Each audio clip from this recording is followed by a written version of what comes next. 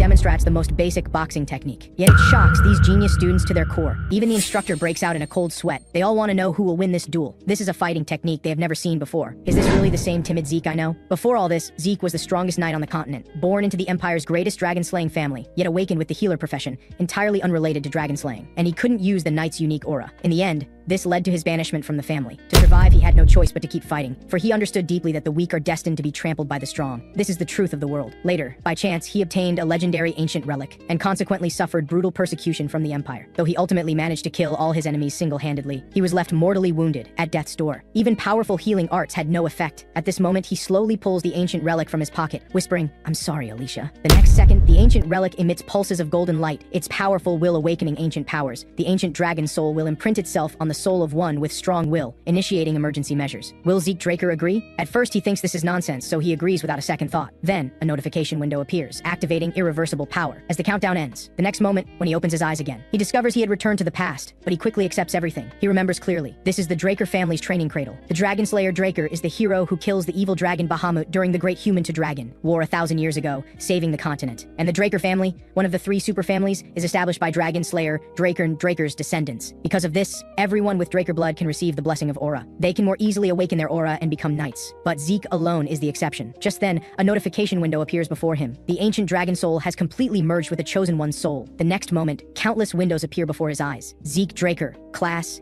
healer, title, one who received the blessing of the ancient dragon. He is shocked. It is like magical imaging that can penetrate. And the words class and skill are terms no longer used in modern times. He suddenly remembered his master once said that ancients categorized individual abilities into various classes, with techniques derived from classes called skills. So his healer profession can use healing skills. Back then, his master had made him train daily, claiming that healers needed to be physically strong. Anyway, from the current situation, he is now a healer. The next second, a pure white light emits from his hands, so it is true. In his previous life, he became a healer at age 20 after opening his ether. Now, he closes his eyes and begins to meditate. Sure enough, his ether has already unlocked. Although his previously trained body has gone, he has returned with his skills and memories, putting him in a more advantageous position this time. To better utilize all this, he need to understand the cards in his hand. Just then, Zeke's butler Decker slowly appears before him. He says, "Have you forgotten today's important matter, young master?" Zeke has always been terrified of Decker. Even though his mind is now 32 years old, the fear ingrained in his bones can't be erased. Just then, the professional skill calm activates, and his nervousness instantly disappears. It can even activate automatically. At that moment, Decker slowly speaks, "Young master, are you listening to me?" Zeke replied, "Of course. You're referring to the pancration evaluation test, right? All children with Draker blood need to enter the cradle at age 7 for 5 years of rigorous training. Pancration is fighting without rules. Instructors evaluate students through pancration and sword combat matches. Instructors decide practice opponents, but opponents can be designated by mutual agreement. Because there are no rules, injuries occurred, and sometimes people even died. But since this evaluation determines academy placement, the children have no choice but to give their all. The scene changes, and instructor Pan Maruk announces, "Today is the day for pancration. Everyone knows this is the final evaluation. Now get ready." The crowd begins to whisper, "I can't believe Zeke dared to come. Wasn't the beating last year bad enough? Is he really a direct descendant?" Then, Aaron and Guta begin the first duel. At the instructor's signal, Aaron immediately kicks out, instantly ending the fight. Fighting without any defense naturally leads to this outcome. As a child, I trembled with fear whenever faced with duels. Now it looks so simple. Meanwhile, Zeke doesn't notice someone nearby eyeing him eagerly. A moment later, it's finally Zeke and Raven's turn to duel. Zeke slowly says, "I'm not surprised it's you again, Raven. But this isn't strange at all, since every year my opponent has been him." Zeke knows they must have some kind of private arrangement. Zeke thinks, what a despicable guy, and he's actually my relative. In his previous life, the 4 direct descendants of the Draker family rarely met, but there were a dozen or so cousins who often bullied Zeke. Now, Raven says, "Zeke, I have to praise you this time. After getting beaten so badly last time, you still have the courage to show up." Hearing this, Zeke's calming skill instantly activates, and he quickly regains his composure. Zeke says, "If you're mocking me for being inferior, I won't let you off." Then Raven grabs his hair and says, "Not let me off? What could you possibly do?" The next second, Zeke suddenly activates a skill direct hit, striking him squarely in the face. Zeke had originally intended to knock him out, but the skill activated on its own. The instructor asks in surprise, "I haven't announced the start yet, why did you attack?" But Zeke dismissively says, "Isn't it a fighter's advantage to strike first?" Hearing this, the instructor is utterly shocked. He actually sensed killing intent from a student. Then Raven says, "Instructor, announce the start. I'll teach that inferior person a harsh lesson." With the instructor's signal, Raven quickly assumes his stance and attacks Zeke, while constantly guarding against Zeke's left hand. When Zeke throws a left punch, Raven suddenly crouches down, then grabs Zeke's body, intending to throw him to the ground. But at that moment, Raven's expression suddenly changes, and he quickly distances himself from Zeke. Seeing this, the instructor is astonished. Could this be the fighting ability of a 12-year-old child? When Raven dodged Zeke's attack and pushed him down, he thought he had won. But unexpectedly, Zeke quickly attacked Raven's chin, breaking free from his grasp. Even though his attack failed, Zeke remained incredibly calm and made the right offensive move. He possesses tremendous skill and focus. Is this really the Zeke Draker everyone knew? Meanwhile, just as Raven intended to create distance, Zeke disabled his left leg with a single blow. Seeing this, Raven immediately swings his fist at him. But with the enhancement of his focused sensing skill, Zeke quickly dodges every one of Raven's attacks. It seems Zeke has grown accustomed to controlling ether. Let's end this. The next second, Zeke suddenly executes a shoulder throw, while activating his vital point strike skill, instantly breaking Raven's ribs. Now, he slowly says, even if your learning ability is lacking, with this level of demonstration, you should learn something, right? Who do you think you are to speak to me like that? Just then, he suddenly remembers something. He says, I remember all your names. Don't look around. If you have objections, come down and challenge me. After Zeke issues this threat, a figure slowly stands up. Zeke Draker, I name you as my opponent. The speaker is Jaken Waldeck, Zeke's distant cousin. Zeke says, fine, but dueling just you would be boring. You and your servant Liam Stone should both fight with me. That would be more of a fair fight. Hearing this, Jaken immediately explodes in anger. Are you insulting me? Zeke replies, of course, isn't that obvious? A moment later, the instructor announces the start of the duel. As Zeke gazes at the boy before him, he falls into deep thought. The mercenary king, Liam. In his previous life, as Jaken's servant, Liam entered the academy after graduating from the cradle. Because his blood relation was too distant, he was abandoned during the education process. Later, he joined the Knight Order of a small country called Balanawan. After Balanawan's destruction, he became a mercenary. After a long life as a mercenary, he reached the level of Crimson Knight and founded the Stone Mercenary Group, eventually becoming the Mercenary King, who unified the three major mercenary groups. Later, the Empire hired the Stone Mercenary Group, causing Liam to participate in the Continental War. The North and the Empire had always been enemies, and Zeke, as a Northerner, became his enemy. But this time should be different. Meanwhile, Jaken suddenly throws a punch at him, but Zeke easily blocks it. Zeke says, I clearly told you both to come at me together, but Jaken ignores him and follows up with a kick. Soon, a piercing pain shoots from Jaken's right foot through his heart. Zeke had used his elbow to defend, while Jaken was distracted. Zeke had already arrived in front of him, and makes a punching motion. Seeing this, Jaken immediately protects his face with both hands. But the next second, Zeke suddenly attacks his right foot instead. Zeke says, you can't even recognize a feint. That's why I told both of you to come at me. Fighting just you is too boring. In no time, Jaken is beaten without any chance to fight back. Jaken shouts, Liam, kill him for me. The next second, Liam approaches Zeke slowly, carrying a powerful killing aura. Zeke thinks, this aura, is he really 12 years old like us? Zeke knows that if Liam seizes the initiative, he'll be forced to follow Liam's rhythm. So he launches an attack first. The next moment, countless shadows suddenly appear around Liam, all launching attacks. The spectators are utterly shocked. What kind of attack technique is this? Even the instructor appears surprised. This is indeed a technique they've never seen before. The central continent primarily focuses on sword techniques, so northern boxing techniques are rarely seen. Meanwhile, Zeke suddenly realizes his current body is still too weak and cannot sustain attacks for long. But more than that, Liam's monster-like physique is the biggest problem. He's been casually defending all along. Yet as the mercenary king, shouldn't he be more offensive? Now, Zeke tightly clenches his right fist. Zeke thinks, my body has already reached its limit anyway, so I'll concentrate all my power to break through his defense. The next second, Zeke throws an incredibly powerful punch. Seeing this, Liam immediately dodges by tilting his head. Zeke is shocked. Liam shouldn't be able to see ether. His sense was incredibly sharp. Just then, Liam suddenly grabs Zeke's right hand, then tries to throw him to the ground. But the next second, Zeke breaks free from his arm. Then using his focused sensing skill, he manages to lock Liam's body with his own. In no time, he completes a rear naked choke. Zeke says, cut off the air and blood flow to the brain and you have no way out, right? Meanwhile, Liam frantically throws punches at Zeke. That's right, now it's just a matter of who can endure longer. Then the two engage in a battle of endurance. Seeing this, the spectators are utterly shocked. Even the instructor breaks out in a cold sweat. They all want to know who will win this duel. Shortly after the fighting sounds abruptly stop, Liam has collapsed unconscious. Now a boy in the audience reveals a smile and says, that's more like it. This way, defeating you will be interesting, Zeke Draker. After Zeke wins the duel, the butler asks him, young master, I heard you were seriously injured in the pancreation. Let me check your pulse. But Zeke already knows his intention. He wants to confirm whether Zeke has awakened aura. Without hesitation, Zeke immediately extends his left hand. The next second, a blue energy surge enters his body. Seeing this, Zeke is utterly shocked. He's actually a blue knight? Usually when checking if someone has awakened aura, they only examine the dantian, but he checked the entire body through the meridians. Infusing aura into another's body is extremely difficult, requiring precise control of aura. He really is a blue knight. Knights are also ranked in tiers, divided into several levels based on combat power and aura control ability. White swordsmen are at the stage of just learning swordplay. Before the blessing ceremony, most children in the cradle are white swordsmen. Orange swordsmen are at the stage of opening the dantian for training after awakening aura. Students in the cradle become orange swordsmen after receiving the blessing, able to freely control aura. Purple knights are at the stage where they can earn the title of knight, able to enhance their swords with aura. Blue knights are at the stage of awakening blue aura. Finally comes the realm that only those who transcend limits can reach. The mercenary king Liam and I from the previous life could become crimson knights, although there are also black knights. Such a level is rare across the entire continent. He wonders how someone at the knight captain level came to be a butler, but this is useless, because aura absolutely cannot detect ether. Just then, the butler slowly says, young master, are you hiding something from me? Zeke says, why do you say that? It seems you're the one hiding something, Decker. The butler says, young master,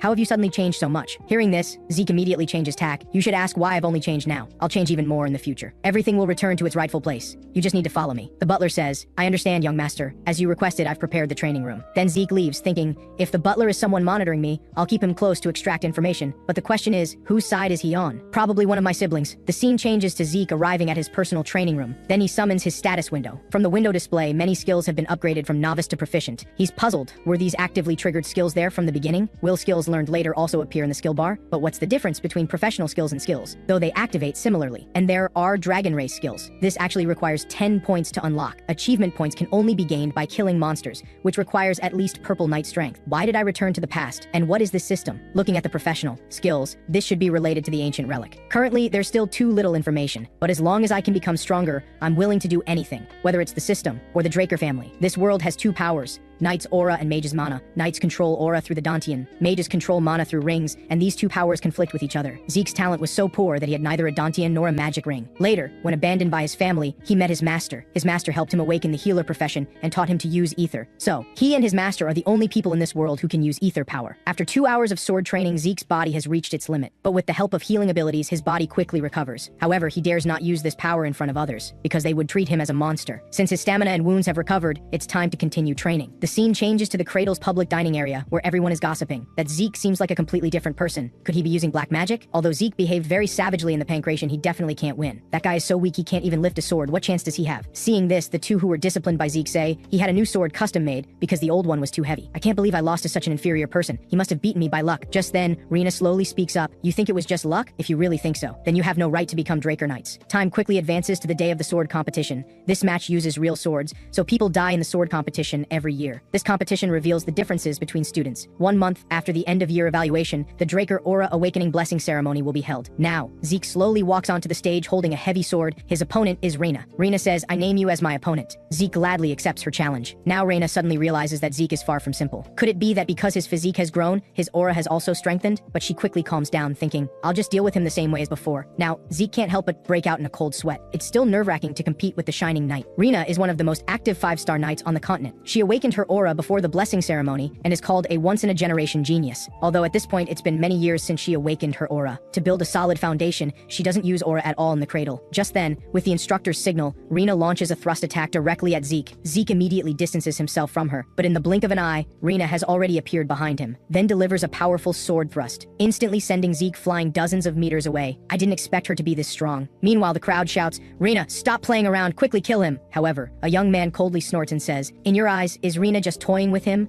Although he can't see very clearly either. Rena has been constantly looking for openings, but whenever she tries to attack an opening, Zeke always manages to block. It's as if Zeke deliberately exposed openings to Rena. This is practically like a sword training guidance session, with a loud crash. The next second, both sides distance themselves from each other. Now Rena is already somewhat out of breath, so this is the strength of the Shining Knight. Indeed, she's very committed to basic sword techniques, which is why she's constrained within the framework. Let me see if I can break her framework. The next second, Zeke instantly lowers his body. Rena realizes he wants to instantly close the distance, but she's absolutely confident in her speed. Just as she thinks this, Zeke has already arrived in front of her and swings down the heavy sword. Seeing this, Rena immediately dodges by moving sideways. Rena thinks, as long as I keep my distance, I can still react. Just then, Zeke scoops up stone fragments from the ground and attacks her. With no defense prepared, the fragments hit Rena in the face, while Rena is stunned. Zeke has already arrived in front of her, then swings the heavy sword at Rena's neck. At this critical moment, Rena uses aura to knock Zeke's heavy sword out of his hand. When the heavy sword drops to the ground, the spectators all become extremely excited. Zeke has lost, Rena is amazing, and she didn't even use aura. But the instructor's expression is very grim. That's not right, although the students might not have noticed. The moment Zeke's attack touched Rena, she used a small, almost imperceptible amount of aura. Rena vowed not to use aura before entering the academy. Has she gone back on her word now? Just then, Zeke approaches her. The next second, Zeke throws a punch at Rena's neck. Rena then kneels on the ground holding her neck. Seeing this, the crowd expresses dissatisfaction. This is a sword competition. We can't acknowledge Zeke using such underhanded tactics. Losing your sword as a knight is a disgrace. The winner should be Rena. But Zeke is very dismissive about this. Isn't winning all that matters? Now, Zeke slowly says to Rena, do you want to continue? Rena says, I haven't lost. I just let my guard down and gave you an opportunity. But she quickly realizes that if he had a short sword in hand, she would already be dead. A moment later, Rina announces to everyone, "I lost." Hearing this, the spectators are all utterly shocked. A few days ago, Zeke was considered worthless by the family. Today, he actually defeated Rina, who is regarded as a genius in the family. After Zeke wins the sword competition, his victory brings a huge shock to the entire cradle, while he himself hides in the training room, training diligently. Now, he opens his status window. Sure enough, skills improve in level after proficiency increases to expert. The quick step skill he learned in the sword competition a month ago now has a proficiency of skilled. At this point, Zeke says to the door behind him, "Decker, what brings you here?" The butler says, "Young master, we are ready to depart." Elsewhere, a black-haired man says worriedly, "Abel, how can you still drink tea in this situation? That kid Zeke defeated Rina." But Abel says nonchalantly, "Don't worry too much. You always take things too seriously. It's been a long time since I've returned to the family home. I wonder what interesting abilities our little brother will awaken. I'm very curious about this." The scene changes to Zeke boarding a carriage headed for the ancestral city. The Draker family's ancestral city is located in the Duchy of Troy, with the family center in the four-seasons city of Middleland on the continent. But the blessing ceremony must be held in the ancestral city, the starting place of the Dragon Slayer legend. A moment later, Zeke arrives at the Draker family's ancestral city, the Dragon's Lair, Rael. Now, looking at everything before him, Zeke appears surprised. The participants here are all figures only seen in continental newspapers, and there should be monitors sent from the direct line to keep an eye on me. Whatever their purpose, once they know I can't awaken, they'll drop their guard against me. The next second, Zeke displays an extremely angry expression. How can this guy be here? Meanwhile, Abel is chatting with nobles. He states that he came to watch the blessing ceremony because this batch of knights includes his adorable brother, the second son of the Draker family, known as the Lion Sword, Abel Draker. But Zeke, from the previous life, knows that the title Slaughter Knight suits him better. Now he forces himself to stay calm, as he can do nothing at present. He clearly remembers that in his previous life, Abel never attended the blessing ceremony. Could his actions have changed the future? Perhaps there will be an opportunity in this life. Meanwhile, the blessing ceremony officially begins. The first to participate is Aaron. He puts his right hand into the water, then cuts his palm. The next second, a blue energy instantly surrounds him, then gathers at his dantian. All blood relatives of Draker must go through the blessing ceremony to open their dantian and awaken aura at age 12 when graduating from the cradle. Next is Rina. In rare cases, special situations occur, awakening aura while also awakening the Dragon Slayer trait, Hinder Mana. Just then, the mana lamp suddenly flashes red. Seeing this, the spectators all become extremely excited, because this is a pure blood awakening that can reach Crimson Knight, or even Black Knight level. Then the instructor gestures for them to bring gloves. Due to the Hinder Mana trait, one cannot live normally without the family's specially made gloves. Having proven herself pure-blooded, so can use the Draker name and receive various family privileges. Just then, Zeke slowly stands on the awakening ceremony platform. Now, the spectators all feel extremely excited. He defeated Reyna, he must be a pure blood awakening. But Zeke gazes at everything before him, lost in thought. I never thought I'd stand before this damned bronze statue again. In his previous life, he survived the cradle by gritting his teeth, only to become the first awakening failure in the Draker family. But this time will be different. Not only can he heal, but he can also control ether. More importantly, he stood up through his own will. So this time, please, damn bronze statue. But the bronze statue shows no reaction. Seeing this, the spectators are all utterly shocked. Even Abel's expression becomes grave. This has never happened before, so that's how it is. I should never have had any hope for him. It's all that person's fault for making me have unnecessary expectations. The crowd is shocked. No possibility of awakening? How could this happen to a direct descendant? He's simply a disgrace to the family. Just then,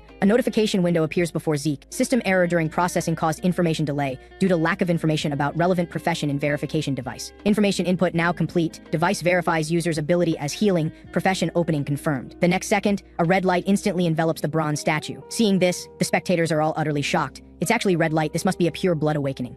Zeke only makes the most basic defensive posture, but this leaves AWL incredibly shocked and curious. AWL wonders why Zeke chose to defend when he clearly could have counterattacked. Moreover, AWL senses that Zeke is hiding part of his strength. His power far exceeds what all can evaluate. Just after AWL defeats both Zeke and Reyna with one sword, Duke's voice suddenly rings out, "Oh, you really beat up someone else's disciples badly." Duke walks over and says, "Win Knight, hello, you seem as cold as ever. By the way, after the practice match, what do you think of my disciple?" Hearing this, Albiel doesn't respond immediately but falls into deep thought. Why didn't he resist? Could his goal not be victory but rather to skip grades? Zeke concealed part of his strength. Did he not want to reveal all his power? At this moment, all slowly speaks. Zeke Draker, his strength far exceeds the range I can evaluate. The scene changes, with the principal approving Zeke and Rena's grade advancement. None of the teachers present have any objections, so Zeke and Rena are assigned to the 5th and 3rd grades respectively. After that, to reduce the trouble, Zeke acts as low-key as possible, hiding his brilliance. Since Duke taught him the wind technique, Andre inherited Zeke's position, while he maintained a friendly relationship with Pennon. However, later, Pennon was recruited by the Delpay Royal Magic Research Institute and left the academy, causing their relationship to gradually drift apart. Notably, he never had any interactions with other powerful families after that. Interestingly, AWL would find Zeke every quarter to request a practice match. Then, as if he realized something, he applied for a leave of absence to concentrate on training. 2 years quickly passed. Now Zeke has successfully graduated from the academy. Decker excitedly says, "The youngest student of Valhalla, the family head will be proud of you. After all, it's rare for the principal to personally write a recommendation letter." At this moment, Zeke says to Decker, "There are still 3 months before the enrollment ceremony, right? Decker, you should return to Atlas first. I want to rest quietly by myself. I don't want to be disturbed by anyone. Do you understand?" Of course, Decker immediately agrees. The Keikilu ruins are in the giant mountains,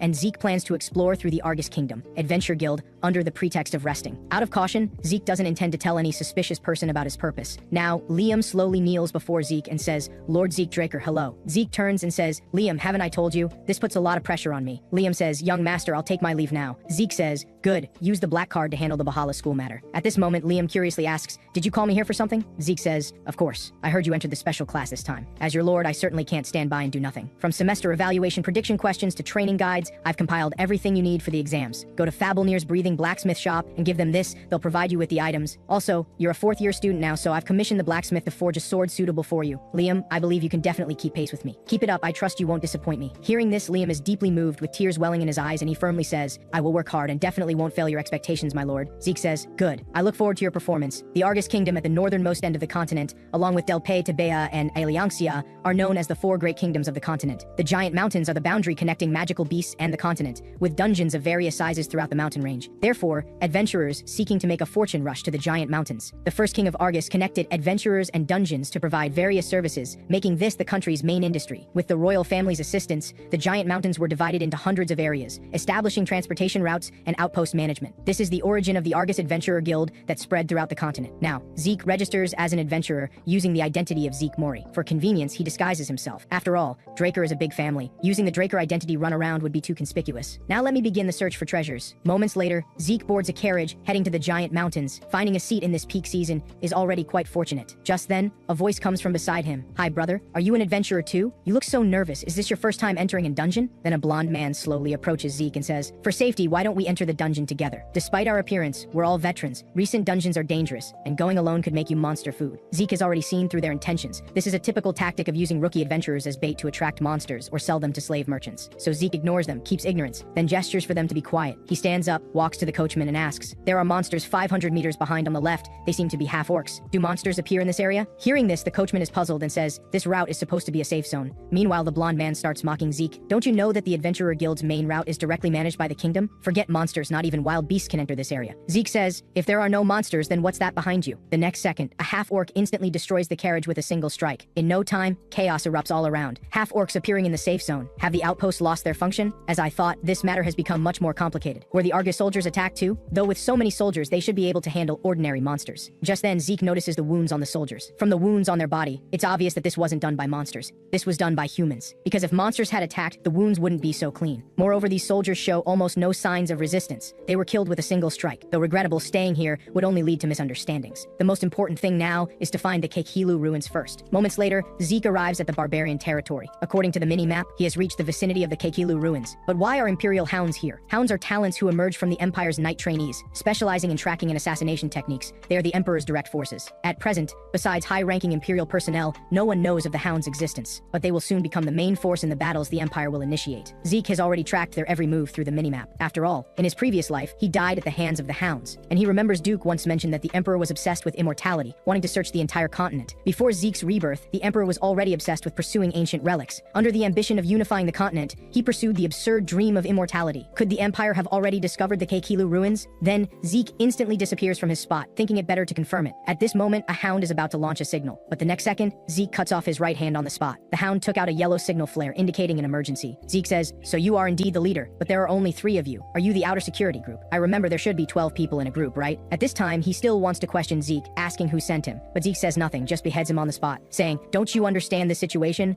I'm the one asking questions. Think about it. Whoever answers my questions first can die quickly with no miserable." The scene changes. Zeke arrives at their temporary base. So it was they who turned the outpost into this state. They dare to attack the kingdom's soldiers. Are they really searching for the Keikilu ruins? Zeke thinks anyway, let me go and see. On the other side, the hounds look listless, never expecting to enter barbarian territory and having to post sentries. The next second, 2 hounds hounds are shot dead by Zeke. Meanwhile, someone in the cave seems to sense something isn't right, saying, "Didn't you hear something from the entrance just now?" Before the two can react, they are killed by Zeke with a single sword strike. Now he suddenly recalls past events. During the 5-year power struggle, Zeke received orders from his superiors while exhausted to enter Pavila Carter. It felt just like this. Now, the leader slowly speaks, "Southern Assassin's short sword technique, Keen or Pavila, regardless of which side, since you've come here you cannot leave easily. If you surrender now, I'll give you a quick death." At this time, Zeke looks contemptuous, thinking this guy is at most a green knight, far inferior to the hounds of his previous life. Now Zeke slowly says, "You actually want to give me a quick death? Shouldn't you tear me to pieces with your own hands to honor your comrades? If that's the case, then let me tear you to pieces." The next second, both sides launch into attack. Zeke is puzzled. Is this all the hounds are capable of? Is it that they're too weak, or am I too strong? At this level, there's nothing impressive, but as Zeke activates magic reflection, all the surrounding lights instantly go out. Now, everyone is extremely shocked. Is this the Dragon Slayer's hinder mana? No, this guy was barehanded from the start and never used aura, and he uses the Southern short sword technique. He must be an assassin, that's right. Then the leader signals to everyone,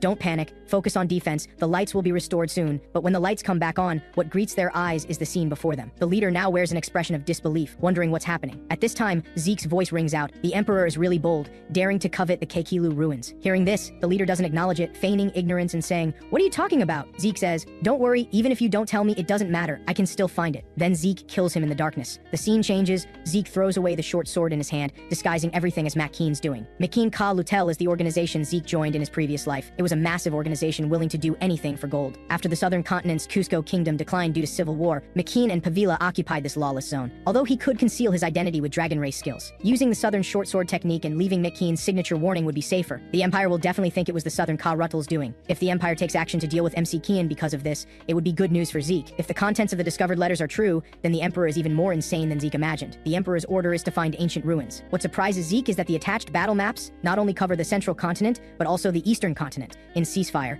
and the unknown Dark Sea have already been planned. The Emperor has deployed hounds in all areas where ruins might be discovered. This means the hound's strength is similar to what Zeke knew in his previous life, but they don't seem to have discovered the Kekilu ruins. Just then, a red signal flare catches his attention. Could this be the signal for using the Sky and Earth Net? After discovering the Sky and Earth Net signal, Zeke hurriedly escapes from the outpost. Damn, I didn't expect them to catch up so quickly. The Sky and Earth Net red signal flare. Search from the center outward. After finding the target, gradually tighten the encirclement. The hounds in this area will follow this order until it's withdrawn. Seeing the hound's execution order is like awaiting a death sentence. In his previous life, Zeke stole an ancient relic the Emperor had his eye on in the northern continent, and ultimately died tragically on the Sky and Earth Net. But now Zeke has the system, so he can match them in combat. Now, Zeke rapidly swings his short sword, then uses quick steps to quickly distance himself. It's just as he thought. These guys are not on the same level as those in the cave. Meanwhile, the arriving hounds quickly surround Zeke. This is big trouble. Although he could escape the encirclement using his true power, but doing so would mean destroying the Keen disguise with his own hands. No choice now, this thing isn't meant for the situation, but there's no other way. The next second, Zeke suddenly blows a whistle. Hearing this, the hounds think, damn, does he have other companions? While the enemies are stunned, Zeke quickly uses a smoke bomb to disappear from everyone's sight, and a leader slowly speaks. Don't panic, he cannot escape the Sky and Earth Net. Return to your positions, look for unnatural smoke and shadows. However, after searching for a while, there are no findings. The leader is very puzzled, saying, no movement at all. Does he think we'll retreat just because he blocked our vision? As he ponders why Zeke blew the whistle, the next second, a figure flies past him. What's going on? Then he is shocked by the scene before him. They are barbarians. Damn, why are they attacking us collectively? We haven't done anything to provoke the barbarians. Damn, this is very dangerous with our current strength. The leader then fires a signal flare. Withdraw the Sky and Earth Net. He then signals everyone to quickly evacuate. Moments later, Zeke emerges from the ground. Didn't expect it to work so well. The barbarian horn, a tool made for quick communication in chaotic battles. In his previous life, Zeke had a close relationship with the barbarian Morgan tribe, who taught him to make horns and signal systems. The signal he just sent was, outsiders have trampled on the sacred mother's land. Although people think they are uncivilized savages, they have their own unique traditions and culture, living within their distinctive civilization. Unfortunately, these crude horns can only be used once. Now let's search for the true ruins. Moments later, Zeke arrives at a ruin. Before him is a dragon species corrupted by pollution. According to the minimap, there is indeed a door here. So he asks the system if it can open that door. The system answers, of course,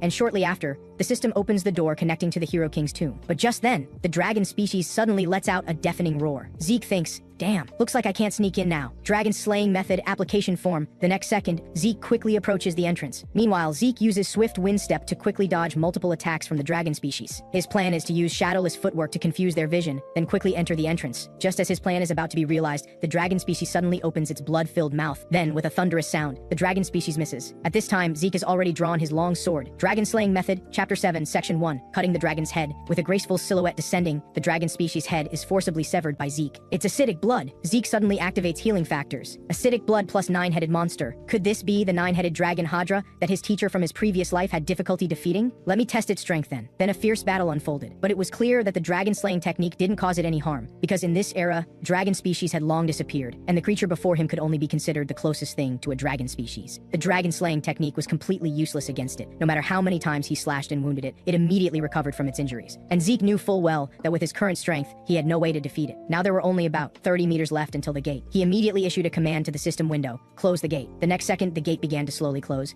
At the same time, Zeke unleashed the dragon slaying technique application skill along with the Gale Step ultimate technique. On the spot, he released a massive sword energy blast, just as he was about to take the opportunity to pass through the gate. At that moment, the dragon species discovered his whereabouts. It immediately launched a fierce attack toward him, and just when Zeke thought his plan had succeeded, the next second, the dragon species head bit down on his arm right on the spot. It then dragged him into the ruins in one swift motion. Damn it, this thing actually followed me inside. Since you want my arm so badly, then you can have it. At that moment, Zeke swung his sword and severed his own arm. He then used his healing ability to instantly restore his arm. Right then, the dragon species suddenly spewed a cloud of poison gas at him. Damn it, this is endless. Seeing this, Zeke immediately severed its neck. However, Zeke was already exhausted at this point, facing the attack from the last remaining head. Zeke suddenly activated his Dragon Clan skill, Dragon's Majesty. If you don't want to be cut into pieces, then get lost. In an instant, the dragon species was enveloped by an overwhelming pressure. It immediately began to tremble, and then it was so frightened that it turned around and fled from this place. I didn't expect Dragon's Majesty to actually work on dragon species, damn it, I should have used it earlier. And strangely, infinite stamina had already been activated, so why was he still this tired? Was it because of the poison? At that moment, a system window notification appeared ahead. You have successfully drawn out the fear in the heart of the dragon species eroded by corrupted energy. Do you wish to use dragon species domination to tame this dragon species? Drawing out the fear in its heart, could it be the effect of using Dragon's Majesty? Taming such a terrifying monster was a scenario Zeke had never imagined. Just as he was thinking about giving it a try, the next second, the system notified him that his authority was insufficient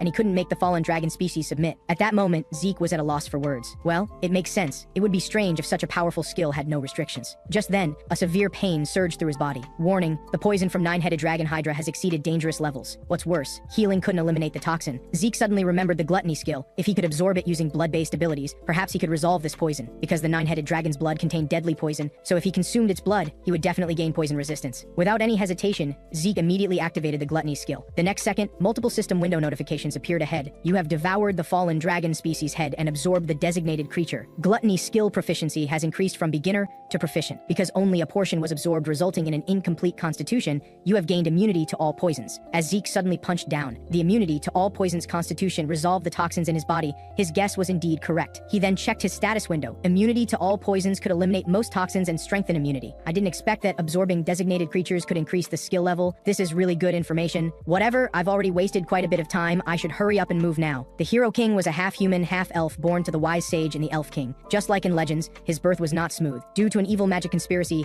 he was forced to be separated from his parents. Later, a sacred wolf raised him alone. Later still, he liberated the oppressed humans and established a human kingdom in the central continent, Kronos. This was the legend that everyone in the central continent knew, but in modern times no materials remained to prove the authenticity of this legend. However, evidence that the Hero King and the kingdom of Kronos existed was now displayed right before Zeke's eyes. Although it was slightly smaller in scale than described in the books, he didn't expect that the Hero King's ruins were actually the kingdom of Kronos. But speaking of which, the Dragon Slayer's resting place also had this kind of atmosphere. Zeke then opened the gate leading through the Hero King's ruins with the system's help. The next second, a massive crystal appeared before his eyes. Is this the Hero King's secret technique? At that moment, a system window notification appeared ahead. Please begin the quest related to the Hero King's secret technique. You absolutely cannot leave here until you complete the quest. At that moment, the gate behind Zeke suddenly closed. Chain quest, you will learn the true teachings of the Hero King in the remaining ruins. There is no time limit. Reward, Tears of the Elf King. Zeke immediately felt incredibly shocked. The reward was actually the Tears of the Elf King.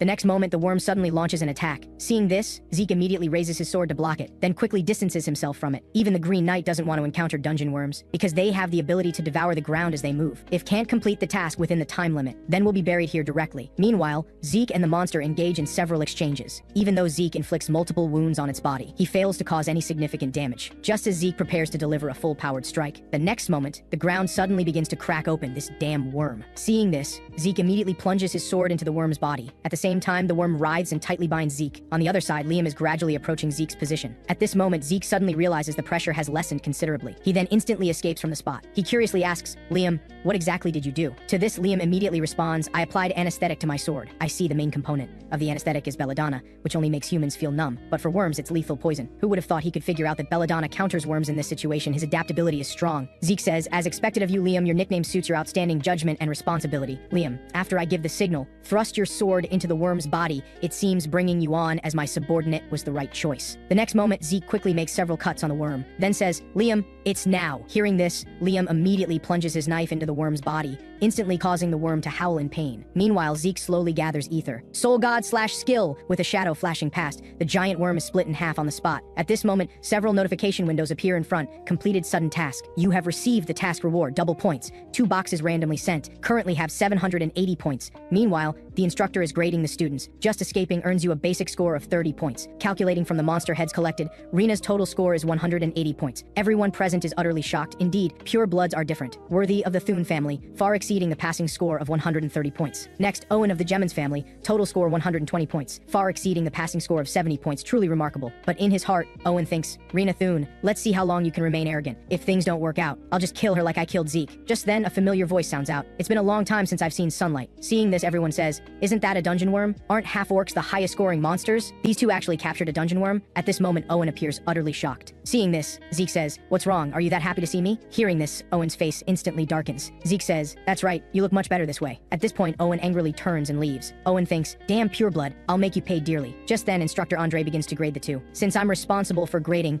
don't think you can get away with cheating. Were the other monster heads eaten by it? Yes. Zeke affirms, you're quite lucky. Due to the dungeon worm's ambush, all the heads collected over these 3 days are gone. To pass the exam, they had to bring back the worm's head instead. Probably only Andre could examine the skin residue on the teeth so carefully. A moment later, Andre finally finishes his inspection. From what I can see, there were monsters, goblins, hellhounds, half-orcs, and mountain spirits. Hearing this, everyone present is utterly shocked. There were even mountain spirits? Considering the quantity, there were dozens of monsters. Acknowledging this would be unfair. I'll calculate based on 1 monster of each type. Mountain spirits and worms aren't in the evaluation items, but counting a mountain spirit as equal to 3 half-orcs, and a worm as 6 half-orcs. The scores are 90 and 180 points. Total score, 368 points. You've passed. Hearing this, all the students are completely shocked. 368 points? How is that possible? We only see 1 dungeon worm head here, but everyone feels discussing this is completely pointless now. If they had encountered dungeon worms and mountain spirits, whether they could even survive would be questionable. Is Zeke Draker really that strong? It seems their opinion of Zeke has changed considerably. Although this feeling is nice, Zeke ultimately did something that drew attention. Zeke thinks, the Gemins tampered with the exam dungeon trying to eliminate me. Was this Owen's order? No, even Owen doesn't have the authority to do this. Maybe it was that person from the Gemins family. I didn't expect to attract so much attention. Well, I'll just play along with them for now. Just then, Rena calls out to Zeke, saying,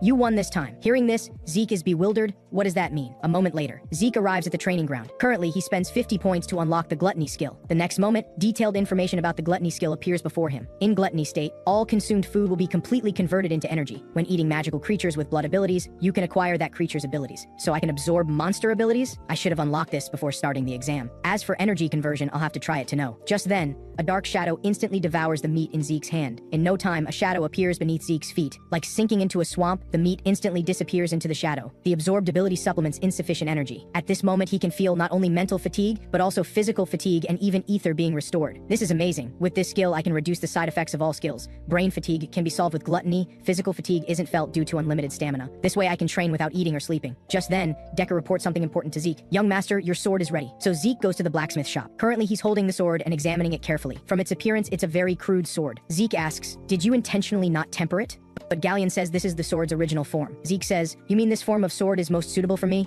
Of course, Galleon confirms. Zeke thinks anyone else would find this absurd, but he saw through my intention. At this moment, Galleon slowly begins to speak. This sword doesn't have a name yet. Although I wanted to name it, I couldn't think of anything. Why don't you name it yourself? In his previous life, Galleon named this sword the Sword of Light, but now he says he can't name it. I thought it was just the Sword of Light with a dragon fang altering its appearance, but it seems this is a completely different sword. Then Zeke cuts open his arm and pauses his healing factor. The next moment, he drips his blood onto the sword. Seeing this, Galleon is shocked. Is this the sword naming ceremony? The sword naming ceremony is a dwarven tradition for naming weapons. Let the weapon touch blood infused with aura and magic. During the ceremony, the performer enters a deep unconscious state until finding the sword's name. They wander in infinite time. How does Zeke know this long-forgotten, ancient ritual? What's going on? Meanwhile, Zeke has already entered his consciousness, wandering among countless names, just to find this sword's name. The next moment, a huge black dragon circles around him. Black sword, Bahamut. Then, a notification window appears in front. Black sword Bahamut registered as your weapon. Zeke is surprised that what he worked so hard to recover is actually the name of that evil dragon. A moment later, Zeke bandages his wound and explains, I discovered this ritual while studying dwarven history. Just then, Galleon slowly says, please rest a bit. I have something I want to give you. Meanwhile, Zeke looks at his left hand and falls into deep thought. Being able to pause skills that can be activated at any time is a major discovery. This way, I can avoid powerful figures like Duke discovering my abilities. No need to reveal all my cards. But anyway, let's look at this sword now. Black Sword Bahamut, special ability, indestructible, can convert other powers into aura. Note, currently in sealed state, will unlock according to user's growth. Unlocking the seal according to the user's growth? I've never heard of such a weapon. And with an indestructible property. Even though it's made from dragon fangs, this is too incredible. However, the most important thing is its ability to convert other powers into aura. Zeke spent considerable effort creating a magic furnace for Galleon to forge a sword, partly because of his excellent skills, and also for Grammar's core function, aura conversion, the exclusive ability to convert any other energy into aura. In his previous life, it was with this sword that Zeke became the Red Knight. A moment later, Galleon finally finds what he was looking for. At this moment, he reveals an extremely shocked expression and says, this is actually aura that can envelop the sword. It seems your strength has already surpassed the Purple Knight. Then he hands the scabbard to Zeke, saying, this was made by my master himself, Golan Yober. That Golan Yober, known as the most skilled blacksmith, he has unique skills among the dwarves, the continent's top blacksmith. All his creations are perfect weapons, and they also have special functions. At this moment, Zeke asks in surprise, you're actually that guy's apprentice? If Golan made it, then this definitely isn't an ordinary scabbard. Of course, just rotate the knob at the scabbard's entrance, and it instantly becomes a shield. It's made of mithril and flying dragon bone, able to withstand general attacks. Please accept this as my gift to you. But Zeke is confused. This scabbard seems a bit small. The next moment, the scabbard suddenly envelops the sword. In no time, the scabbard transforms to match the black sword's size perfectly. Indeed, Golan's creations are beyond imagination. Scene change, Zeke looks at the equipment in his hand and falls into thought. Meteorite iron. Isn't that a rare material? Gauntlet information. Gauntlets made of meteorite iron. Complete the meteorite iron set to activate exclusive ability. This was in the random box from the sudden task. I thought it would be similar to a treasure box. Didn't expect it to contain something even more valuable. Now let's check the second box. When Zeke opens the box, he looks very confused. What is this? At this moment, he takes out a map. Then a notification window appears. You have discovered Hero King Caesar's map. Hero King Caesar and the Knights of the Clock Tower is the continent's most popular book. It describes the biography of the hero king and knights building a civilized nation called Kronos. But those contents are too absurd, and there's no evidence to prove the legend's authenticity. At this moment, Zeke is surprised. I didn't expect the Hero King to actually exist. Then he analyzes the map. Is this the giant mountains? This is the barbarian domain. It seems this matter might be easier to resolve than I thought. Meanwhile, a notification window appears in front. Based on user level, ending novice tutorial. The next moment, the window discovers a quest item. Achievement quest, Hero King Caesar's relic. Explore the Hero King's relic and find the Hero King's secret technique. No time limit. Quest reward junior authority upgraded to intermediate. I see the novice tutorial is for improving system level. So now I should start completing formal quests? If so, I'll take all these rewards. Then Zeke uses many points to unlock the second stage of Dragon Race skills. Acquired skills Dragon Scale Armor and Dragon Claw, each requiring 80 points to unlock. Seeing this, Zeke immediately chooses to unlock both skills, leaving him with only 400 points. Now let's try the Dragon Claw skill first. He swings out a claw with tremendous power, instantly tearing the ground. This power far exceeds his imagination. Then Zeke uses the Dragon Scale Armor skill on his left hand and swings his sword at it. But the next moment, the heavy sword is sent flying dozens of meters away. Even without wearing equipment, the effect seems harder than armor. Dragon Claw for attack, Dragon Scale for defense. These two skills are quite good. Scene change. In the Draker Academy training field, everyone is preparing for the Sword Aura exam for term evaluation. The instructor says, these puppets are made of special materials that normal arm strength cannot leave marks on, but using Sword Aura can easily destroy them. If you cannot destroy or leave marks on them, you will be deemed unqualified, regardless of how good your previous evaluations were, and will have to start learning from the basics again. Hearing this, everyone is extremely shocked. Does that mean we can't advance? Then the instructor announces the official start of the exam, while Owen falls into thought nearby. This is actually his usual method for training Sword Aura, and the Academy's Sword Aura education was established by the Gemins family. Even pure blood awakeners are no match for him in controlling Sword Aura. The instructor calls out, next, Owen. At this moment, he slowly draws his long sword. A long sword cry resonates throughout the training field. Seeing this, the instructors are shocked. A sword cry, as expected of someone from a powerful family. Meanwhile, Owen quickly swings his long sword in the exam field. In no time, deep sword marks are left on all the puppets. Seeing this, the audience is utterly shocked, as expected of Gmons. At this rate, surpassing Lord Abel is just a matter of time. The next moment, Owen instantly shakes off the instructor's hand, then walks angrily toward the audience. A moment later, many examinees perform quite poorly. Everyone seems depressed by Owen's performance, but so far no one has failed. It seems the special class is indeed different. Soon it's Rena's turn to take the exam. At this moment, she slowly says, Instructor, I have a request. I hope you can evaluate me using the dragon slaying method. Hearing this, the instructor is shocked. That's the evaluation standard for senior students. Using Sword Aura and wielding the dragon slaying method